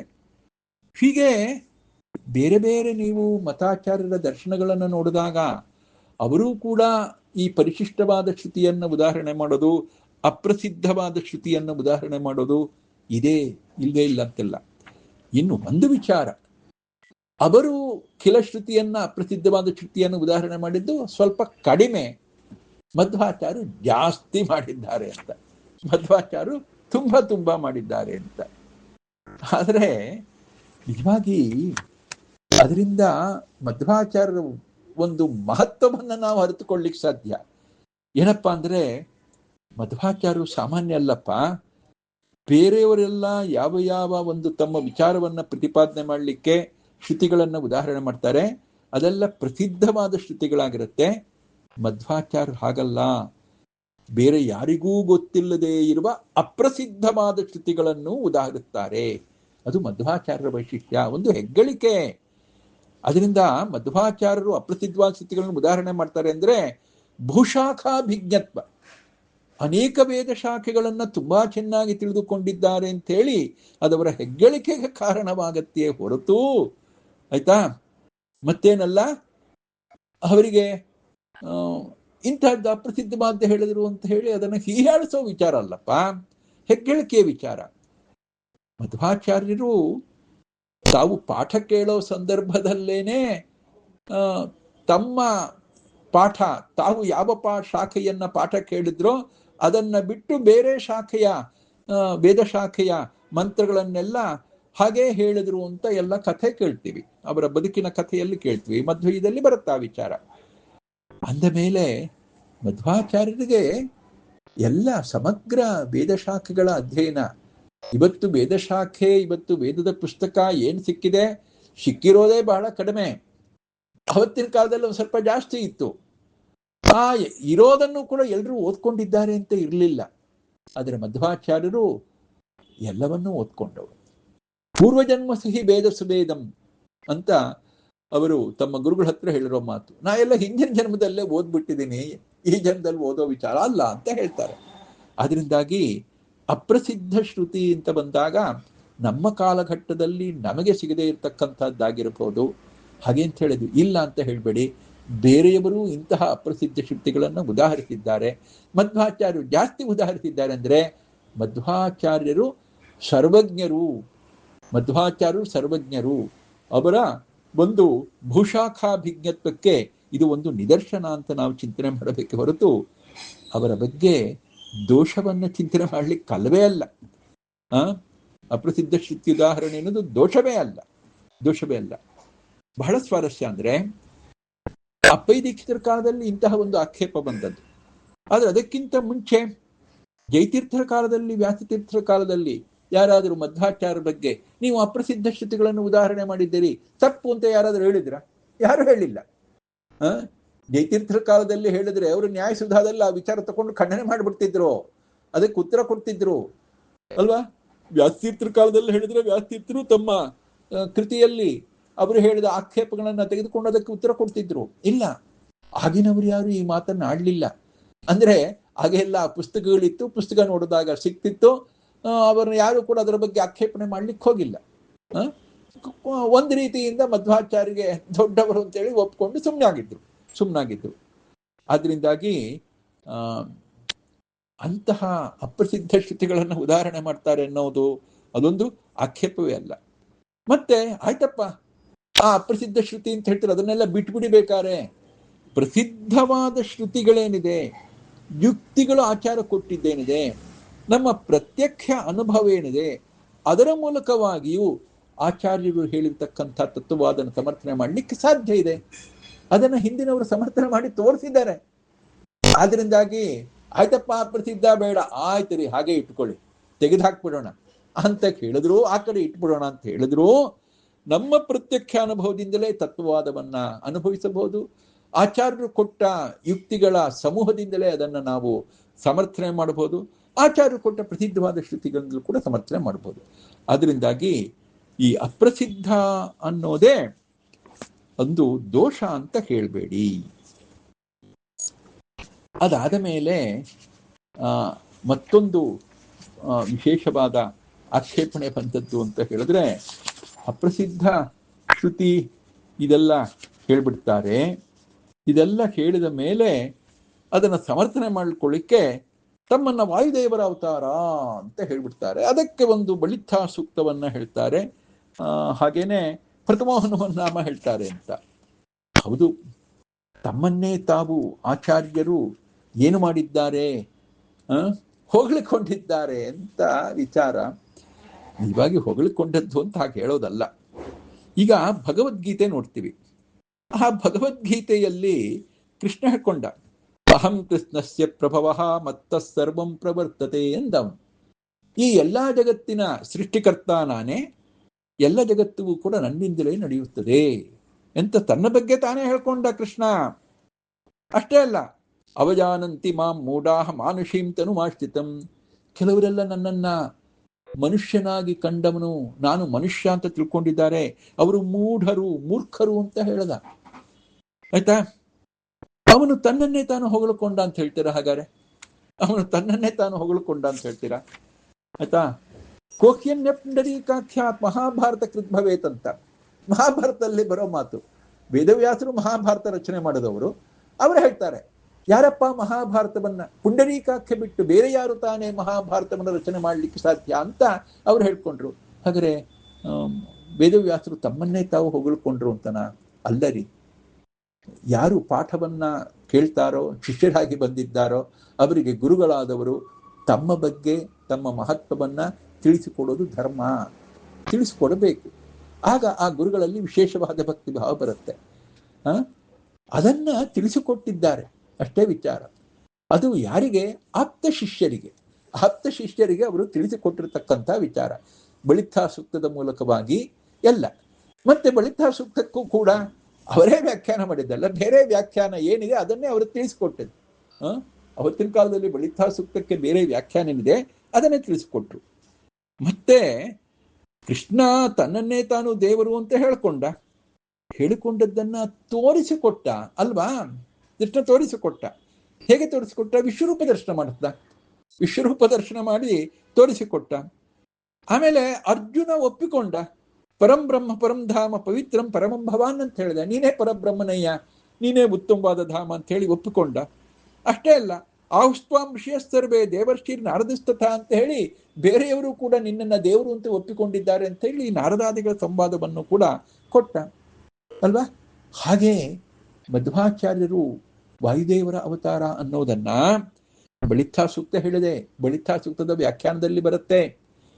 ಅದಾದ ಮೇಲೆ ಅಷ್ಟೇ ಅಲ್ಲ, ಬೇರೆ ಬೇರೆ ಪುರಾಣಗಳಲ್ಲೂ ಆ ಮಾತು ಬರುತ್ತೆ. ಬೇರೆ ಬೇರೆ ಪುರಾಣಗಳಲ್ಲಿ ಯಾವ ಪುರಾಣ ಅಂತ ಹೇಳಿದ್ರೆ ವಿಶೇಷವಾಗಿ ಆಯ್ತಾ ಶ್ರೀಮುಷ್ಣ ಮಹಾತ್ಮ್ಯದಲ್ಲಿ ಬರತಕ್ಕಂಥ ಮಾತು. ಶ್ರೀಮುಷ್ಣ ಮಹಾತ್ಮ್ಯದಲ್ಲಿ ಎಲ್ಲ ಕಡೆಯಲ್ಲೂ ಕೂಡ ಮಿಥ್ಯಾವಾದ, ಅಸದ್ವಾದ, ಅಥಚ್ಛಾತ್ರ, ಕೆಟ್ಟದ್ದು ಎಲ್ಲ ತುಂಬಿಕೊಂಡಿರೋ ಸಂದರ್ಭದಲ್ಲಿ ಏವಂ ಧರ್ಮೇಶು ನಷ್ಟೇಶು ಶಾಸ್ತ್ರೇಷ್ಟ ಕಲಿಯುಗೆ, ಧರ್ಮ ನಷ್ಟವಾದಾಗ, ಶಾಸ್ತ್ರ ನಷ್ಟವಾದಾಗ ಕಲಿಯುಗದಲ್ಲಿ ವಿಷ್ಣು ವಾಯುಂ ಆಜ್ಞಾಪಯಿಷ್ಯತಿ, ವಿಷ್ಣು ವಾಯುದೇವರನ್ನ ಆಜ್ಞಾಪನೆ ಮಾಡ್ತಾನೆ. ಏನಂತ? ಉದ್ಧರಸ್ವ ಮಹಾಬಾಹೋ ಮಮ ಧರ್ಮಾನ್ ಸನಾತನಾನ್, ಪ್ರಾಚೀನವಾದ ಎಲ್ಲ ಧರ್ಮಗಳನ್ನು ಕೂಡ ಉದ್ಧಾರ ಮಾಡು ಅಂತ ಹೇಳ್ತಾನೆ. ಆಗ ಕಲೋ ವಾಯು ಭವಿಷ್ಯತಿ ಮಧ್ವನಾಮ ಇತಿಹಿ.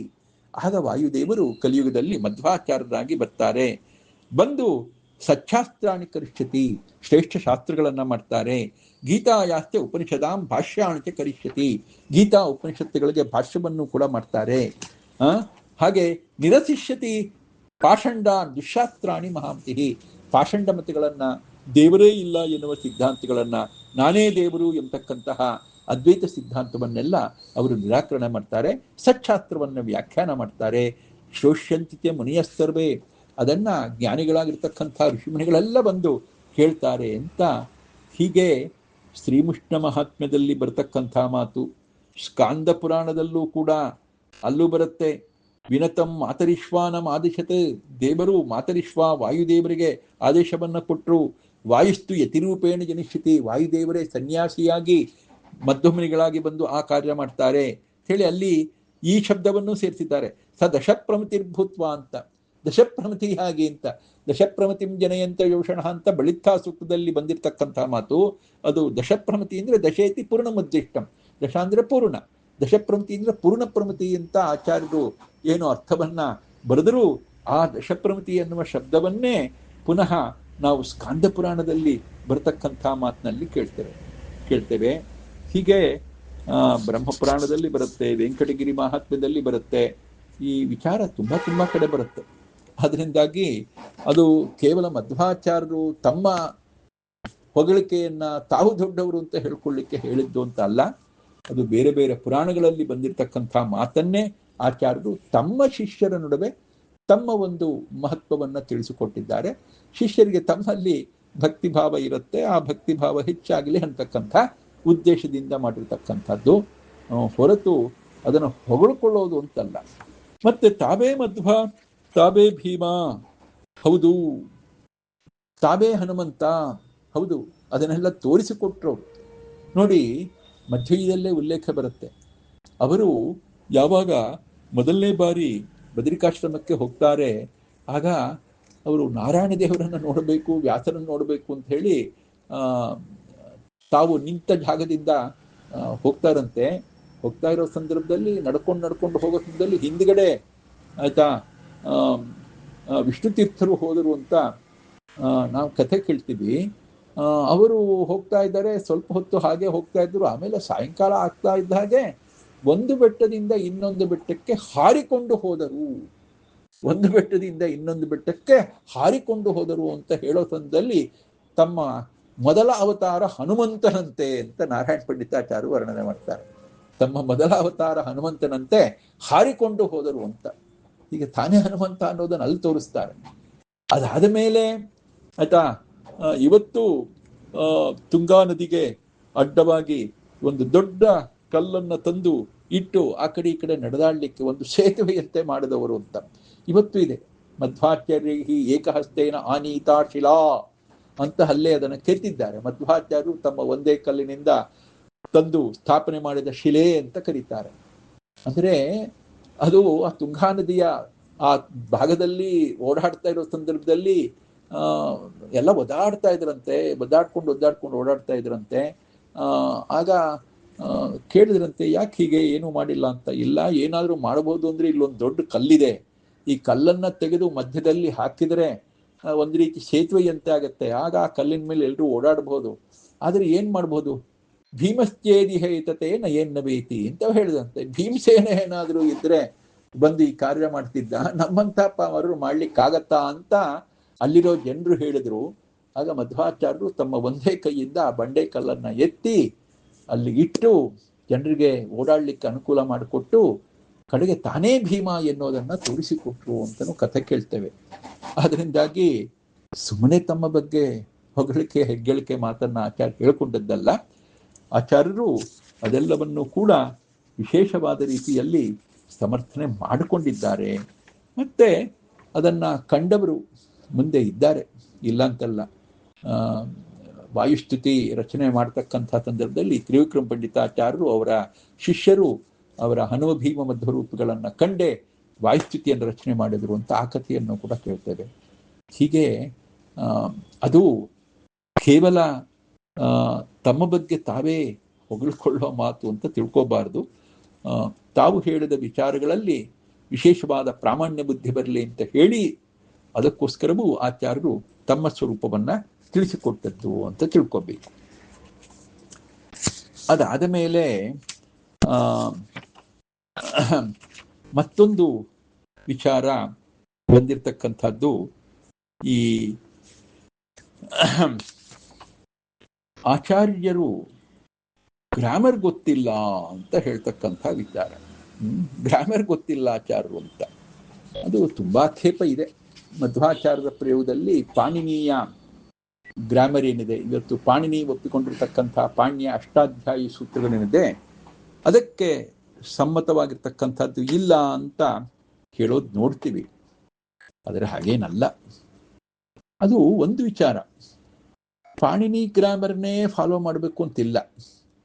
ಪಾಣಿನಿ ಬಿಟ್ಟು ಬೇರೆ ಗ್ರಾಮರು ಇದೆ, ಅದನ್ನು ಫಾಲೋ ಮಾಡ್ಬೋದು. ಮಧ್ವಾಚಾರ್ಯರು ಸ್ವತಃ ಹನುಮಂತನಾಗಿ ಬಹಳ ದೊಡ್ಡ ವ್ಯಾಕರಣ ಶಾಸ್ತ್ರವನ್ನು ಓದಿದವರು ಅಂತ ರಾಮದೇವರು ಅವರ ಬಗ್ಗೆ ಸರ್ಟಿಫಿಕೇಟ್ ಕೊಟ್ಟಿದ್ದನ್ನು ರಾಮಾಯಣದಲ್ಲಿ ನೋಡ್ತೇವೆ. ಇವನು ಏನು ಮಾತನಾಡ್ತಾ ಇದ್ದಾನೆ ಹನುಮಂತ, ಸ್ವಲ್ಪನೂ ತಪ್ಪಿಲ್ಲ, ಬಹಳ ಅದ್ಭುತ ಮಾತುಗಾರ ಇವನು, ತುಂಬಾ ಚೆನ್ನಾಗಿ ಗ್ರಾಮರ್ ಓದಿದ್ದಾನೆ ಅಂತ ಹೇಳೋದು. ಮತ್ತೆ ಹನುಮಧ್ಯಾಕರಣ ಅಂತ ಪ್ರಸಿದ್ಧವಾಗಿದೆ, ನಾವು ಕೇಳ್ತೀವಿ.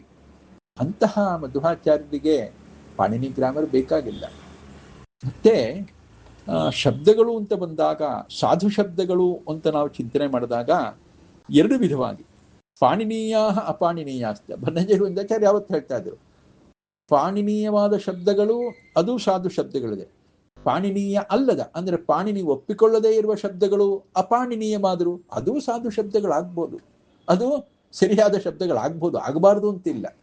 ನಮಗೆ ಪಾಣಿನಿ ನಾವು ಒಪ್ಕೊಂಡಿದ್ದೀವಿ ಅಂತ ಹೇಳಿ ಎಲ್ಲರೂ ಪಾಣಿನಿ ಒಪ್ಕೋಬೇಕು ಅಂತೇನಿಲ್ಲ. ಆದ್ದರಿಂದಾಗಿ ಮಧ್ವಾಚಾರ್ಯರು ವಿಶೇಷವಾಗಿ ಪಾಣಿನಿ ಶಾಸ್ತ್ರಕ್ಕೆ ಅವರು ಏನು ಮಾಡಿದ್ರು, ಅದನ್ನು ಅನುಸರಣೆ ಮಾಡಲಿಲ್ಲ ಅಂದ್ರೆ ತಪ್ಪಲ್ಲ. ಪಾಣಿನಿ ಶಾಸ್ತ್ರವನ್ನ ಮೀರಿರ್ತಕ್ಕಂಥ ವಿಚಾರ ಎಲ್ಲಿ ಜಾಸ್ತಿ ಬರುತ್ತೆ ಅಂದ್ರೆ ಮಹಾಭಾರತದಲ್ಲಿ ಬರುತ್ತೆ. ಬಹಳ ಸ್ವಾರಸ್ಯ. ಮಹಾಭಾರತದಲ್ಲಿ ಪಾಣಿನಿ ಶಾಸ್ತ್ರವನ್ನ ತುಂಬಾ ಮೀರಿದ ವಿಚಾರವನ್ನ ನಾವು ನೋಡ್ತೇವೆ. ಮುಂದೆ ಬೇರೆ ಬೇರೆ ಕವಿಗಳು ಪಾಣಿನಿಗೆ ವಿರುದ್ಧವಾಗಿ ಬರ್ಕೊಂಡವರು ಇದ್ದಾರೆ. ಉದಾಹರಣೆಗೆ ತ್ರಿಯಂಬಕಂ ಸಂಯಮಿನಂ ದದರ್ಶ ಅಂತ ಕಾಳಿದಾಸ ಹೇಳೋ ಸಂದರ್ಭದಲ್ಲೂ ಕೂಡ ತ್ರಿಯಂಬಕಂ ಅಂತ ಹೀಗೆಲ್ಲ ಪ್ರಯೋಗ ಮಾಡ್ತಾನೆ. ಎಲ್ಲ ಪಾಣಿನಿಗೆ ವಿರುದ್ಧವಾದ ವಿಚಾರವೇ. ಕಾಳಿದಾಸನ ಪ್ರಯೋಗ ಮಾಡಿದ್ದಾನೆ. ಬೇರೆ ಕವಿಗಳು ಹಾಗೆಲ್ಲ ಪಾಣಿನಿ ವಿರುದ್ಧವಾಗಿ ನಡ್ಕೊಂಡಿದ್ದೆ. ಅಂದ್ರೆ ಪಾಣಿಯ ವಿರುದ್ಧವಾಗಿ ಒಂದು ಶಬ್ದವನ್ನ ಬಳಸಿದ್ರು ಅಂದ್ರೆ ಅದರ ತಪ್ಪು ಅಂತ ಹೇಳ್ಬೇಡಿ. ಸರಿಯಾದ ಶಬ್ದಗಳು, ಸಾಧು ಶಬ್ದಗಳು ಪಾಣಿನೀಯವೂ ಆಗಿರಬಹುದು, ಅಪಾಣಿನೀಯವೂ ಆಗಿರಬಹುದು. ಆಚಾರ್ಯರು ಅಪಾಣಿನೀಯವಾಗಿ ಶಬ್ದವನ್ನ ಬಳಸ್ತಾ ಇದ್ದಾರೆ ಅಂತ ಅಷ್ಟು ವಿಚಾರ. ಮತ್ತೆ ಮತ್ತೊಂದು ವಿಚಾರ ಇದೆ. ಆಚಾರ್ಯರು ಬಹಳ ವಿಶೇಷವಾಗಿ ಪುರಾಣಗಳ ತಮ್ಮ ಗ್ರಂಥದಲ್ಲಿ ಪ್ರಮಾಣವನ್ನ ಕೊಡ್ತಾರೆ. ಬೇರೆ ಯಾರು ಕೊಡಲ್ಲ ಇದನ್ನು. ಬೇರೆ ಯಾವ ಆಚಾರ್ಯರು ಪುರಾಣಗಳನ್ನ ಪ್ರಮಾಣವನ್ನ ಕೊಡೋದು ಬಹಳ ಕಡಿಮೆ. ಆಚಾರ್ಯರು ತುಂಬಾ ಕೊಡ್ತಾರೆ. ಇದು ಒಂದು ಆಕ್ಷೇಪ ಇದೆ ಆಚಾರ್ಯರ ಬಗ್ಗೆ. ಆದರೆ ಅದು ನಿಜವಾಗಿ ಮಾಡಬೇಕಾದ ಕ್ರಮ. ಇತಿಹಾಸ ಪುರಾಣಾಭ್ಯಾಂ ವೇದಂ ಸಂಪಬ್ರಹ್ಮಯೇತ್. ವೇದಾರ್ಥವನ್ನು ನಾವು ಚಿಂತನೆ ಮಾಡಬೇಕಾಗಿದ್ರೆ ಇತಿಹಾಸ ಪುರಾಣಗಳ ಆಧಾರದಲ್ಲಿ ವೇದಾರ್ಥವನ್ನು ಚಿಂತನೆ ಮಾಡಬೇಕು ಅಂತಲೇ ನಮಗೆ ನಿಯಮ ಇರ್ತಕ್ಕಂಥದ್ದು. ಅದರಿಂದ ಆಚಾರ್ಯರು ಇತಿಹಾಸ ಅಂದರೆ ಮಹಾಭಾರತ ಮತ್ತು 18 ಪುರಾಣಗಳು, ಅದನ್ನು ಪುಂಖಾನುಪುಂಖವಾಗಿ ಆಚಾರ್ಯರು ಪ್ರಮಾಣವನ್ನಾಗಿ ಕೊಡ್ತಾರೆ. ಅದು ವೇದವ್ಯಾಸರಿಗೆ ಸಮ್ಮತ. ವೇದವ್ಯಾಸ ದೇವರು ಕೂಡ ತಮ್ಮ ಬ್ರಹ್ಮಸೂತ್ರಗಳಲ್ಲಿ ಓಂ ಸ್ಮೃತೇಶ್ಚ ಅಪಿಸ್ಮರ್ಯತೆ ಅಂತ ತುಂಬಾ ಮಾತುಗಳನ್ನು ಹೇಳ್ತಾರೆ. ಅಲ್ಲೆಲ್ಲ ಸ್ಮರಣ, ಸ್ಮೃತಿ ಅಂತ ಹೇಳ್ತಾರೆ. ಯಾವ ಸ್ಮೃತಿ ಎಂದರೆ ಪುರಾಣಗಳ ಸ್ಮೃತಿ. ಅದರ ಮೂಲಕವಾಗಿ ಬಹಳ ವಿಶೇಷವಾದ ಒಂದು ಅನುಸರಣೆ ಮಾಡಿ ಅದನ್ನ ಸಮರ್ಥನೆ ಮಾಡತಕ್ಕಂಥದ್ದನ್ನ ವೇದವ್ಯಾಸರು ಹಾಕಿಕೊಟ್ಟ ಮಾರ್ಗವನ್ನೇ ಮಧ್ವಾಚಾರ್ಯರು ಅನುಸರಣೆ ಮಾಡಿದ್ದಾರೆ ಅಂತ ಹೇಳ್ಬೋದು. ಮತ್ತೆ ಛಂದೋಲೋಪ ಅಂತ ಹೇಳೋದೆಲ್ಲ ಉಂಟು. ಛಂದೋಭಂಗ ಆಯಿತು ಅಂತ ಅವರ ಕೃತಿಗಳಲ್ಲಿ, ಆಯ್ತಾ. ಅದು ಗೀತೆಯ ಮೊದಲನೇ ಶ್ಲೋಕಕ್ಕೆ ಸಂಬಂಧಪಟ್ಟಂತೆ ಹೇಳೋದೆಲ್ಲ ಇದೆ, ಇಲ್ಲ ಅಂತಲ್ಲ. ಆದರೆ ಈ ಛಂದೋಭಂಗ ಅಂತ ಹೇಳೋದಿದೆಯಲ್ಲ, ಒಂದು ಸ್ವಾರಸ್ಯ.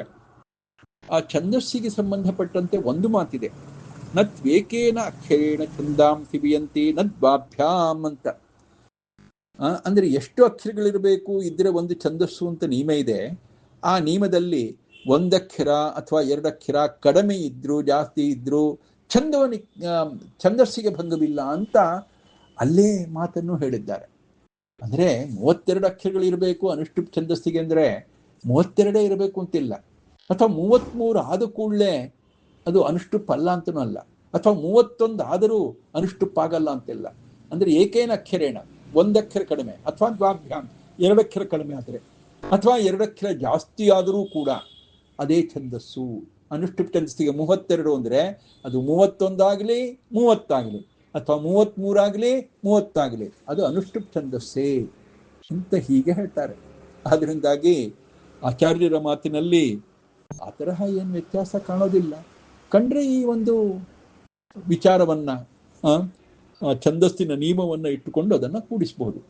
ಮತ್ತೆ ಶಾಸ್ತ್ರಗ್ರಂಥದಲ್ಲಿ ಅದೆಲ್ಲ ತಗೊಂಡು ಏನ್ ಮಾಡ್ತಿರ್ರಿ, ಛಂದಸ್ಸಿನ ನಿಯಮ ಅದೆಲ್ಲ ಒಂದ್ ರೀತಿ ಯಾವ್ದಕ್ ಬೇಕಪ್ಪ ಅಂದ್ರೆ ಕಾವ್ಯ ಗ್ರಂಥಕ್ಕೆ ಬೇಕಾದ್ದು, ಶಾಸ್ತ್ರದಲ್ಲಿ ಯಾಕೆ ಯೋಚನೆ ಮಾಡ್ತೀರಿ ಅಂತನೂ ಒಂದು ಪರಿಹಾರ ಆಯ್ತಾ.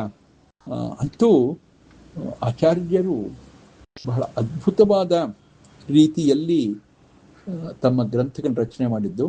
ಇವತ್ತಿನ ಆ ಒಂದು ಆಕ್ಷೇಪಣೆಗಳು ಅದು ಅಪ್ರಸಿದ್ಧ ಅಂತಾಗಲಿ, ಪುರಾಣಗಳನ್ನು ವಿಶೇಷವಾಗಿ ಅವಲಂಬಿಸ್ತಾರೆ ಅಂತಾಗಲಿ, ಅದ್ಯಾವುದೂ ಸರಿಯಲ್ಲ. ಆಚಾರ್ಯರು ಪುರಾಣವನ್ನು ಅವಲಂಬಿಸ್ತಾರೆ ಅಂತ ಹೇಳೋದ್ರಿಂದ ಆಚಾರ್ಯರ ಬಹುಪುರಾಣ ಜ್ಞತ್ವ, ಅನೇಕ ಪುರಾಣಗಳನ್ನು ಆಚಾರ್ಯ ಬಲ್ಲವರಾಗಿದ್ದರು. ಅದಕ್ಕೆ ಅದನ್ನ ಬೇರೆ ಬೇರೆ ಗ್ರಂಥಗಳನ್ನ ಅವರು ಉದಾಹರಿಸ್ತಕ್ಕಂಥ ಗ್ರಂಥಗಳೆಲ್ಲವೂ ಅಪೂರ್ವವೇ, ಬೇರೆ ಯಾರಿಗೂ ಸಿಕ್ಕೇ ಇಲ್ಲ, ಬೇರೆ ಯಾರಿಗೂ ಸಿಕ್ಕಿಲ್ಲ, ಬೇರೆ ಯಾರು ಉದಾಹರಣೆ ಇಲ್ಲ. ಆಚಾರ್ಯರು ಅಷ್ಟು ಅಪೂರ್ವವಾದ ಕೃತಿಗಳನ್ನ ಕೊಡ್ತಾರೆ ತಮ್ಮ ವಾದದ ಸಮರ್ಥನೆಗೆ. ಅಂದ್ರೆ ಆಚಾರ್ಯರ ಒಂದು ಬಹಳ ದೊಡ್ಡ ಸರ್ವಜ್ಞತ್ವ ನಮ್ಗೆ ಅದರಿಂದ ಗೊತ್ತಾಗತ್ತೆ ಹೊರತು ಅದು ಒಂದು ರೀತಿ ದೋಷದ ವಿಚಾರವೇ ಅಲ್ಲ.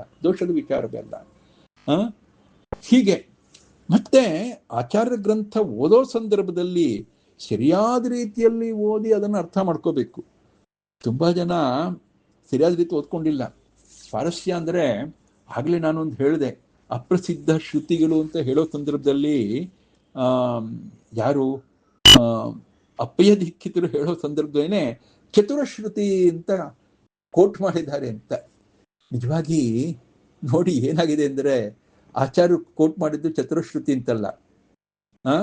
ಆಚಾರ್ಯ ಹೇಳೋ ಸಂದರ್ಭದಲ್ಲಿ ಇತಿ ಚ ತುರಶ್ರುತಿ ಅಂತ ಪದವಿಭಾಗ ಹೀಗೆ, ಇತಿ ಚ ತುರಶ್ರುತಿ. ಆಚಾರ್ಯರು ಕೋಟ್ ಮಾಡಿದ್ದು ತುರಶ್ರುತಿ ಅಂತ. ಮಧ್ಯದಲ್ಲಿ ಚ ಅಂದ್ರೆ ಅದು ಸಮುಚ್ಚಾಯಕ, ಹೀಗೂ ಒಂದು ತುರಶ್ರುತಿ ಇದೆ. ಇತಿ ಎಂಬುದಾಗಿ ಚ ಮತ್ತು ತುರಶ್ರುತಿ ಇದೆ ಅಂತ. ಆದ್ರೆ ಆಚಾರ್ಯ ಕೋಟ್ ಮಾಡಿದ್ದು ತುರಶ್ರುತಿ ಅಂತ. ಇವ್ರು ಏನ್ ಮಾಡಿದ್ರು ಅಂದ್ರೆ ಚ ಮತ್ತು ತುರ ಎರಡು ಒಟ್ಟಿಗೆ ಎತ್ಕೊಂಡ್ಬಿಟ್ಟು ಚತುರಶ್ರುತಿ ಅಂತ ಮಾಡಾಕ್ಬಿಟ್ರು. ಚತುರಶ್ರುತಿ ಅಂತ ನಿಜವಾಗಿ ಚತುರಶ್ರುತಿ ಇಲ್ಲ, ಹೌದು. ಆದ್ರೆ ಆಚಾರ್ಯರು ಚತುರಶ್ರುತಿ ಅಂತ ಕೋಟ್ ಮಾಡಿದ್ದಲ್ಲ, ಆಚಾರ್ಯ ಕೋಟ್ ಮಾಡಿದ್ದು ಇತಿ ಚ ತುರಶ್ರುತಿ. ನೋಡಿ, ಎಲ್ಲೋ ಸರ್ತಿ ನಮಗೆ ಓದಲಿಕ್ಕೆ ಹೆಚ್ಚು ಕಡಿಮೆ ಮಾಡಿಕೊಂಡು ನಾವು ತಪ್ಪಾಗಿ ಓದಿ ಆಚಾರ್ಯರ ಬಗ್ಗೆ ದೋಷಾರೋಪಣೆ ಮಾಡ್ತಕ್ಕಂಥ ವಿಚಾರ ಇಂಥದ್ದೆಲ್ಲ ಇದೆ ಅಂತ ಹೇಳ್ತಾರೆ ವಿಜೇಂದ್ರಗುರು ಸಾರ್ವಭೌಮರು. ಹೀಗೆ ಅತ್ಯದ್ಭುತವಾದ ರೀತಿಯಲ್ಲಿ ಈ ವಿಚಾರವನ್ನ ಹೇಳಿ ಕಡೆಗೆ ಸ್ವಾರಸ್ಯ ಉಪಸಂಹಾರ. ಮಧ್ವತಂತ್ರ ಮುಖಭೂಷಣಂ ದೃಢ ನ್ಯಾಯರತ್ನ ಘಟನಾದಿ ಭಾಸುರಂ ಸರ್ವತಂತ್ರ ಹೃದಯಾವಲೋಕಿನ ನಿರ್ಮಿತಂ ಹಿ ವಿಜಯೀಂದ್ರ ಭಿಕ್ಷುಣ. ಮಧ್ವತಂತ್ರ ಮುಖಭೂಷಣ ಗಟ್ಟಿಯಾದ ನ್ಯಾಯಗಳೆಂಬ ರತ್ನಗಳಿಂದ ಹೊಳೆಯತಕ್ಕಂತಹ ಈ ಒಂದು ಗ್ರಂಥ ಅಥವಾ ವಿಶೇಷವಾಗಿ ವಿಜಯೀಂದ್ರ ಭಿಕ್ಷುಗಳು ಸರ್ವತಂತ್ರ ಹೃದಯಾವಲೋಕಿನ ಎಲ್ಲ ಒಂದು ತಂತ್ರಗಳು ಶಾಸ್ತ್ರಗಳಿದೆ, ಅದರ ಹಾರ್ದವನ್ನ ಚೆನ್ನಾಗಿ ತಿಳಿದುಕೊಂಡಿದ್ದಾರೆ ವಿಜೇಂದ್ರರು. ಅಂತಹ ವಿಜೇಂದ್ರರಿಂದ ಈ ಗ್ರಂಥದ ನಿರ್ಮಾಣವಾಗಿದೆ. ಮಾಯಿನಾ ಅಪಹೃತಾಂ ಬ್ರಹ್ಮ ಗುಣ ಮೌಕ್ತಿಕ ಮಾಲಿಕಾಂ ಪ್ರತ್ಯಾಹರತ್ ಅಯಂ ನ್ಯಾಯೈಹಿ ವಿಜಯೀಂದ್ರ ಯತೀಶ್ವರ.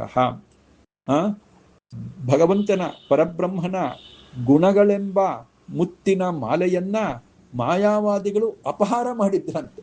ಭಗವಂತನ ಗುಣಗಳೆಂಬ ಮುತ್ತಿನ ಮಾಲೆಯನ್ನ ಮಾಯಾವಾದಿಗಳು ಅಪಹಾರ ಮಾಡಿದ್ರು. ವಿಜೀಂದ್ರ ಯತೀಶ್ವರರು ಪುನಃ ಯುಕ್ತಿಗಳ ಮೂಲಕವಾಗಿ ಆ ಮಾಲೆಯನ್ನ ವಾಪಸ್ ತೆಗೆದುಕೊಂಡು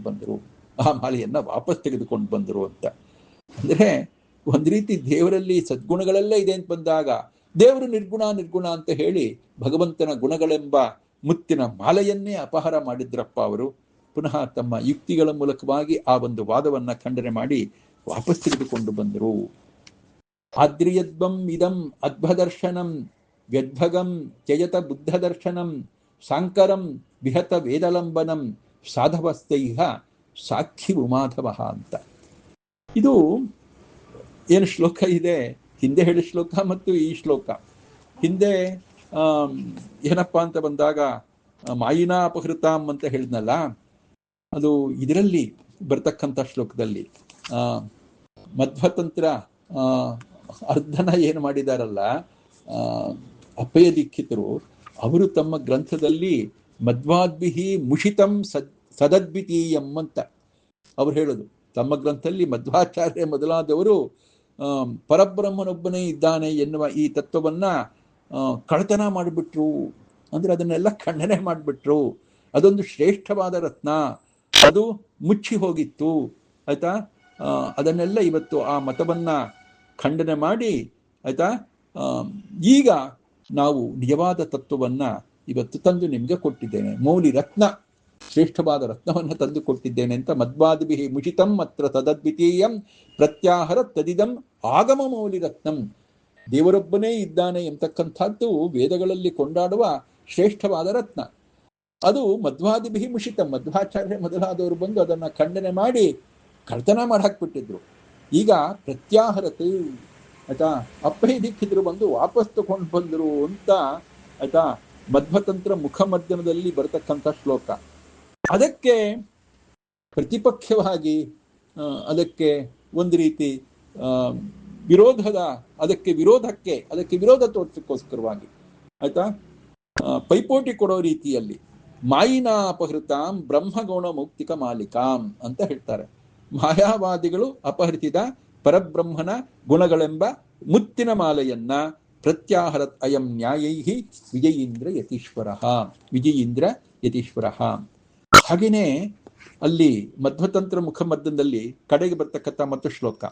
ಆದ್ರಿಯದ್ವಂ ಇದಂ ಅದ್ಭದರ್ಶನಂ ವ್ಯದ್ಭಗಂ ತ್ಯಜತ ಮಧ್ವದರ್ಶನಂ ಶಾಂಕರಂ ಭಜತ ಶಾಶ್ವತಂ ಪರಂ ಸಾಧವಸ್ತೈಹ ಸಾಕ್ಷಿ ಉಮಾಧವ.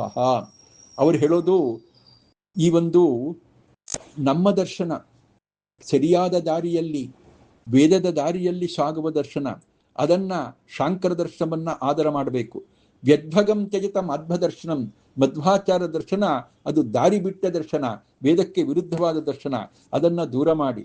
ಶಾಂಕರಂ ಭಜತ ಶಾಶ್ವತಂ ಪರಂ, ಆಯ್ತಾ, ಶಂಕರಾಚಾರ್ಯರ ದರ್ಶನ ಶ್ರೇಷ್ಠವಾದ ದರ್ಶನ, ಅದು ಉತ್ತಮವಾದ ದರ್ಶನ, ಅದನ್ನ ಆಧರಿಸಬೇಕು. ಈ ವಿಚಾರದಲ್ಲಿ ಸೈಹ ಸಾಕ್ಷಿ ಉಮಾಧವ. ಉಮೇಗಂಡನಾದ ಪಾರ್ವತಿ ಪರಮೇಶ್ವರ ಇದ್ದಾನಲ್ಲ, ಅವನೇ ಸಾಕ್ಷಿ ಅಂತ.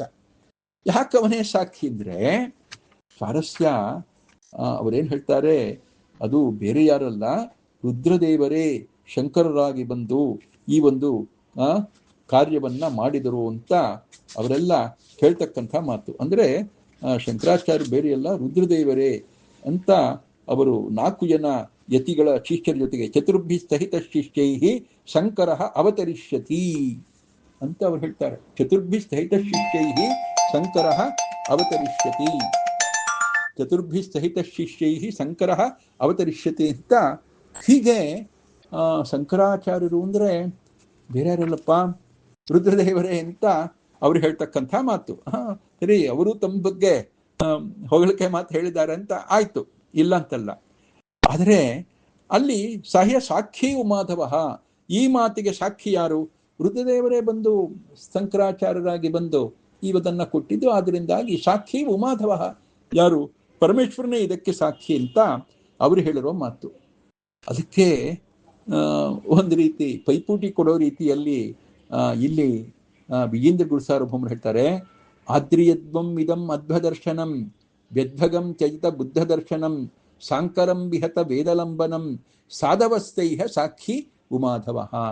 ಇವ್ರು ಹೇಳ್ತಾರೆ, ಇದಂ ಮಧ್ವದರ್ಶನಂ, ಇದು ವಿಶೇಷವಾಗಿ ಒಳ್ಳೆಯ ದಾರಿಯಲ್ಲಿ ಸಾಗುವ ದರ್ಶನ, ಇದು ವೇದಕ್ಕೆ ಅನುಸಾರಿಯಾದ ದರ್ಶನ. ಇಂತಹ ಒಂದು ದರ್ಶನವನ್ನು ನೀವು ಆಧರಿಸಬೇಕು ಸಜ್ಜನರೇ. ಯಾವುದದು? ಮಾಧ್ವ ದರ್ಶನ. ಬುದ್ಧ ದರ್ಶನವನ್ನು ಬಿಟ್ಬಿಡಿ.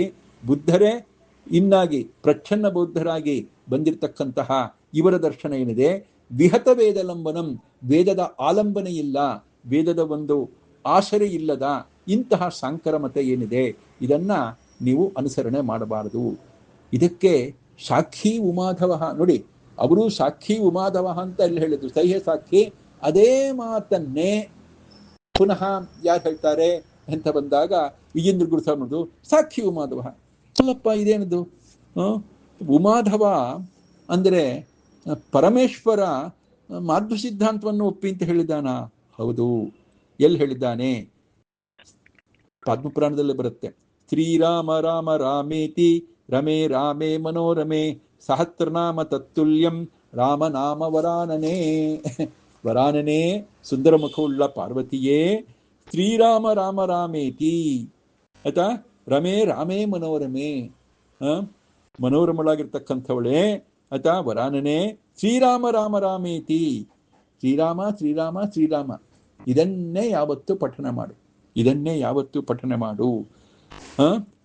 ಸಹಸ್ರನಾಮ ತತ್ತುಲ್ಯಂ, ವಿಷ್ಣು ಸಹಸ್ರನಾಮಕ್ಕೆ ಸಮಾನವಾದ್ದು ಈ ರಾಮನಾಮ ಅಂತ. ಹೀಗೆ ಭಗವಂತನ ಗುಣವನ್ನ ವರ್ಣನೆ ಮಾಡುವ ವಿಷ್ಣು ಸಹಸ್ರನಾಮ, ಅದಕ್ಕೆ ಸಮಾನವಾದ ರಾಮನಾಮ, ಅದನ್ನ ನೀನು ಯಾವತ್ತೂ ಹೇಳ್ತಾ ಇರಬೇಕು. ನಾನು ಯಾವತ್ತೂ ರಾಮನಾಮ ಜಪ ಮಾಡ್ತೀನಿ, ನೀನು ರಾಮನಾಮ ಜಪ ಮಾಡಬೇಕು ಅಂತ ಹೇಳಿ ವಿಷ್ಣು ಸರ್ವೋತ್ತಮತ್ವವನ್ನ ಯಾರು ಒಪ್ಪಿಕೊಂಡಿದ್ದು? ಉಮಾಧವನಾಗಿರ್ತಕ್ಕಂತಹ ಪರಮೇಶ್ವರನೇ ಒಪ್ಪಿಕೊಂಡದ್ದು. ಅಂದ್ರೆ ಸೈಹ ಸಾಕ್ಷಿ. ಮಧ್ವಾಚಾರ್ಯರು ಯಾವ ವಿಷ್ಣು ಸರ್ವೋತ್ತಮತ್ವದ ವಿಚಾರವನ್ನ ಹೇಳಿದ್ರು, ವಿಷ್ಣುವಿನ ಸರ್ವಗುಣ ಪೂರ್ಣತ್ವ ವಿಚಾರವನ್ನು ಹೇಳಿದ್ರು, ಅದನ್ನೇ ಪುನಃ ಪರಮೇಶ್ವರನು ಒಪ್ಪಿಕೊಂಡಿದ್ದಾನೆ. ಸೈಹ ಸಾಕ್ಷಿ. ಯಾವ ಪರಮೇಶ್ವರ ನಿಮ್ಮ ಮತಕ್ಕೆ ಸಾಕ್ಷಿ ಅಂತ ಹೇಳಿ ಹೇಳ್ತಾ ಇದ್ದೀರೋ ಅಪ್ಪಯ್ಯ ದಿಕ್ಕಿದ್ರೆ, ಅದೇ ಪರಮೇಶ್ವರ ವಿಷ್ಣುವನ್ನ ರಾಮನನ್ನ ಸರ್ವೋತ್ತಮ ಅಂತ ಒಪ್ಪಿಕೊಂಡು ತಾನು ಅವರನ್ನ ಮಂತ್ರವನ್ನ ವಿಷ್ಣು ಸಹಸ್ರನಾಮಕ್ಕೆ ಸಮಾನವಾದ ಆ ರಾಮ ಮಂತ್ರವನ್ನ ತಾನು ಹೇಳ್ತೀನಿ, ನೀನು ಆರಾಧನೆ ಮಾಡು ಅಂತ ಹೇಳಿ ತನ್ನ ಕುಟುಂಬಸ್ಥರಿಗೆಲ್ಲ ಅವನು ಉಪದೇಶ ಮಾಡಿದ್ದು ರಾಮರಾಮ ಹೇಳು ಅಂತ ಹೇಳಿ ವಿಷ್ಣು ಸರ್ವೋತ್ತಮತ್ವನ್ನ. ಅಂದ ಮೇಲಿಂದ ಶೈವಾದ್ವೈತ ಇದೆಲ್ಲ ಸರಿಯಲ್ಲಪ್ಪ, ಇದೆಲ್ಲ ಸರಿಯಲ್ಲ. ಇದಕ್ಕೆ ಸಹ್ಯ ಸಾಕ್ಷಿ ಉಮಾಧವ ಅಂತೇಳಿ ಹೀಗೆ ಒಂದು ಬಲವಾದ ಏಟನ್ನ ವಿಜೇಂದ್ರ ಗುರು ಸಾರ್ವಭೌಮರು ಹೀಗೆ ಕೊಡ್ತಾರೆ. ಅವರು ಏನೇನು ಹೇಳ್ತಾರೋ ಅದಕ್ಕೆ ಅವರು ಹೇಳಿರ್ತಕ್ಕಂಥ ಶಬ್ದವನ್ನೇ ತಗೊಂಡು ಅದಕ್ಕೆ ಒಂದು ಖಂಡನೆಯನ್ನ ಬಹಳ ಅದ್ಭುತವಾದ ರೀತಿಯಲ್ಲಿ ಈ ಗ್ರಂಥದಲ್ಲಿ ಮಾಡಿದ್ದನ್ನು ನೋಡ್ತೇವೆ. ಹೀಗೆ ಬಹಳ ಬಹಳ ಮೇಲಿನ ಒಂದು ವಿಹಂಗಮ ನೋಟ, ಬಹಳ ಅದ್ಭುತವಾಗಿದೆ. ಒಳಗಡೆ ನೀವು ಹೋದರೆ ಶಾಸ್ತ್ರದ ವಿಚಾರಗಳು ಬೇಕಾದಷ್ಟು ತುಂಬಿಕೊಂಡಿದೆ. ಶಾಸ್ತ್ರದ ವಿಚಾರ ಮತ್ತೆ ಅಲ್ಲಿ ಬ್ರಹ್ಮಮೀಮಾಂಸಾ ನ್ಯಾಯಗಳು ಬರುತ್ತೆ, ಜೊತೆಗೆ ಆಯ್ತಾ ಪೂರ್ವಮೀಮಾಂಸಾ ನ್ಯಾಯ ಬರುತ್ತೆ, ವ್ಯಾಕರಣದ ವಿಚಾರ ಬರುತ್ತೆ, ಎಲ್ಲ ಬರುತ್ತೆ. ಬಹಳ ಅದ್ಭುತವಾದ ರೀತಿಯಲ್ಲಿ ಅದೆಲ್ಲವನ್ನು ಕೂಡ ತಿಳಿಸಿಕೊಡ್ತಾರೆ, ಯೋಜನೆ ಮಾಡಿದ್ದಾರೆ, ತುಂಬ ಚೆನ್ನಾಗಿದೆ. ಆದರೆ ಅದೆಲ್ಲವನ್ನು ಕೂಡ ಹೊರಗಿಟ್ಟು ಒಂದು ರೀತಿ ಮೇಲೆ ನೋಡಿದಾಗ ಈ ಒಂದು ಮಧ್ವತಂತ್ರ ಮುಖ ಭೂಷಣ ಹೇಗಿದೆ ಅಂತ ನಾವು ತಿಳಿದುಕೊಂಡಿದ್ದೇವೆ. ಇಂತಹ ಒಂದು ವಿಶಿಷ್ಟ ಕೃತಿಯನ್ನ ಕೊಟ್ಟ ಆ ಗುರುಗಳಿಗೆ ಭೂಯೋ ಭೂಯೋ ನಮಾಮ್ಯಹಂ, ಭೂಯಿಷ್ಟಾಂತೆ ನಮ ಮುಕ್ತಿಂ ವಿಧೇಮ. ಇಷ್ಟು ಬಿಟ್ಟು ನಾವೇನು ಹೇಳಲಿಕ್ಕೆ ಸಾಧ್ಯವಿಲ್ಲ. ಆ ವಿಜೇಂದ್ರ ಗುರುಗಳ ಆ ಒಂದು ಅನುಗ್ರಹ ನಮ್ಮ ಮೇಲೆ ಇರಲಿ. ಅವರು ರಚನೆ ಮಾಡಿದ ಗ್ರಂಥಗಳನ್ನು ಓದುವ, ಆ ಮೂಲಕ ತತ್ವಜ್ಞಾನವನ್ನು ಪಡೆದು ಆ ಒಂದು ಸಾಧನೆಯ ದಾರಿಯಲ್ಲಿ ಸಾಗುವ ಅನುಗ್ರಹವನ್ನ ವಿಜೇಂದ್ರ ಗುರುಗಳು, ಅವರ ಗುರುಗಳಾದ ವ್ಯಾಸರಾಜರು, ಅವರ ಗುರುಗಳಾದ ಟೀಕಾಚಾರ್ಯರು, ಅವರ ಗುರುಗಳಾಗಿರ್ತಕ್ಕಂಥ ಮಧ್ವಗುರುಗಳು, ಆ ಮಧ್ವಗುರುಗಳಾದ ವೇದವ್ಯಾಸದೇವರು ವಿಶೇಷವಾಗಿ ನಮಗೆಲ್ಲ ಅನುಗ್ರಹಿಸಲಿ ಅಂತ ಕೇಳ್ಕೊಳ್ತಾ, ಈ ಒಂದು ಉಪನ್ಯಾಸವನ್ನು ವಿಶೇಷವಾಗಿ ಪ್ರಾಯೋಜನೆ ಮಾಡಿರತಕ್ಕಂತಹ ನಾಗು ಶ್ರೀನಿವಾಸರಾವ್ ಅವರನ್ನು ಬಹಳ ವಿಶೇಷವಾಗಿ ಅಭಿನಂದಿಸ್ತಾ, ಕೇಳಿದವರಿಗೆಲ್ಲ ಆ ಭಗವಂತ ಜ್ಞಾನಭಕ್ತಿ ವೈರಾಗ್ಯಗಳನ್ನ ನೀಡಲಿ ಅಂತ ನಾನು ವಿಶೇಷವಾಗಿ ದೇವರನ್ನು ಪ್ರಾರ್ಥನೆ ಮಾಡ್ತಾ ಈ ಎರಡು ಮಾತುಗಳನ್ನು ನಮ್ಮ ಗುರುಗಳ ಅಂತರ್ಯಾಮಿಯಾದ ಭಗವಂತನಲ್ಲಿ ಸಮರ್ಪಣೆ ಮಾಡ್ತೇನೆ. ಕಾಯೇನ ವಾಚಾ ಮನಸೇಂದ್ರಿಯೈರ್ವಾ ಬುದ್ಧ್ಯಾತ್ಮನಾ ವಾ ಪ್ರಕೃತೆ ಸ್ವಭಾವಾತ್ ಕರೋಮಿ ಯದ್ಯಸ್ತಕಲಂ ಪರಸ್ಮೈ ನಾರಾಯಣಾಯೇತಿ ಸಮರ್ಪಯಾಮಿ. ಹರಿಯೇ ನಮಃ ಹರಿಯೇ ನಮಃ ಹರಿಯೇ ನಮಃ. ಕೃಷ್ಣಾರ್ಪಣಮಸ್ತು.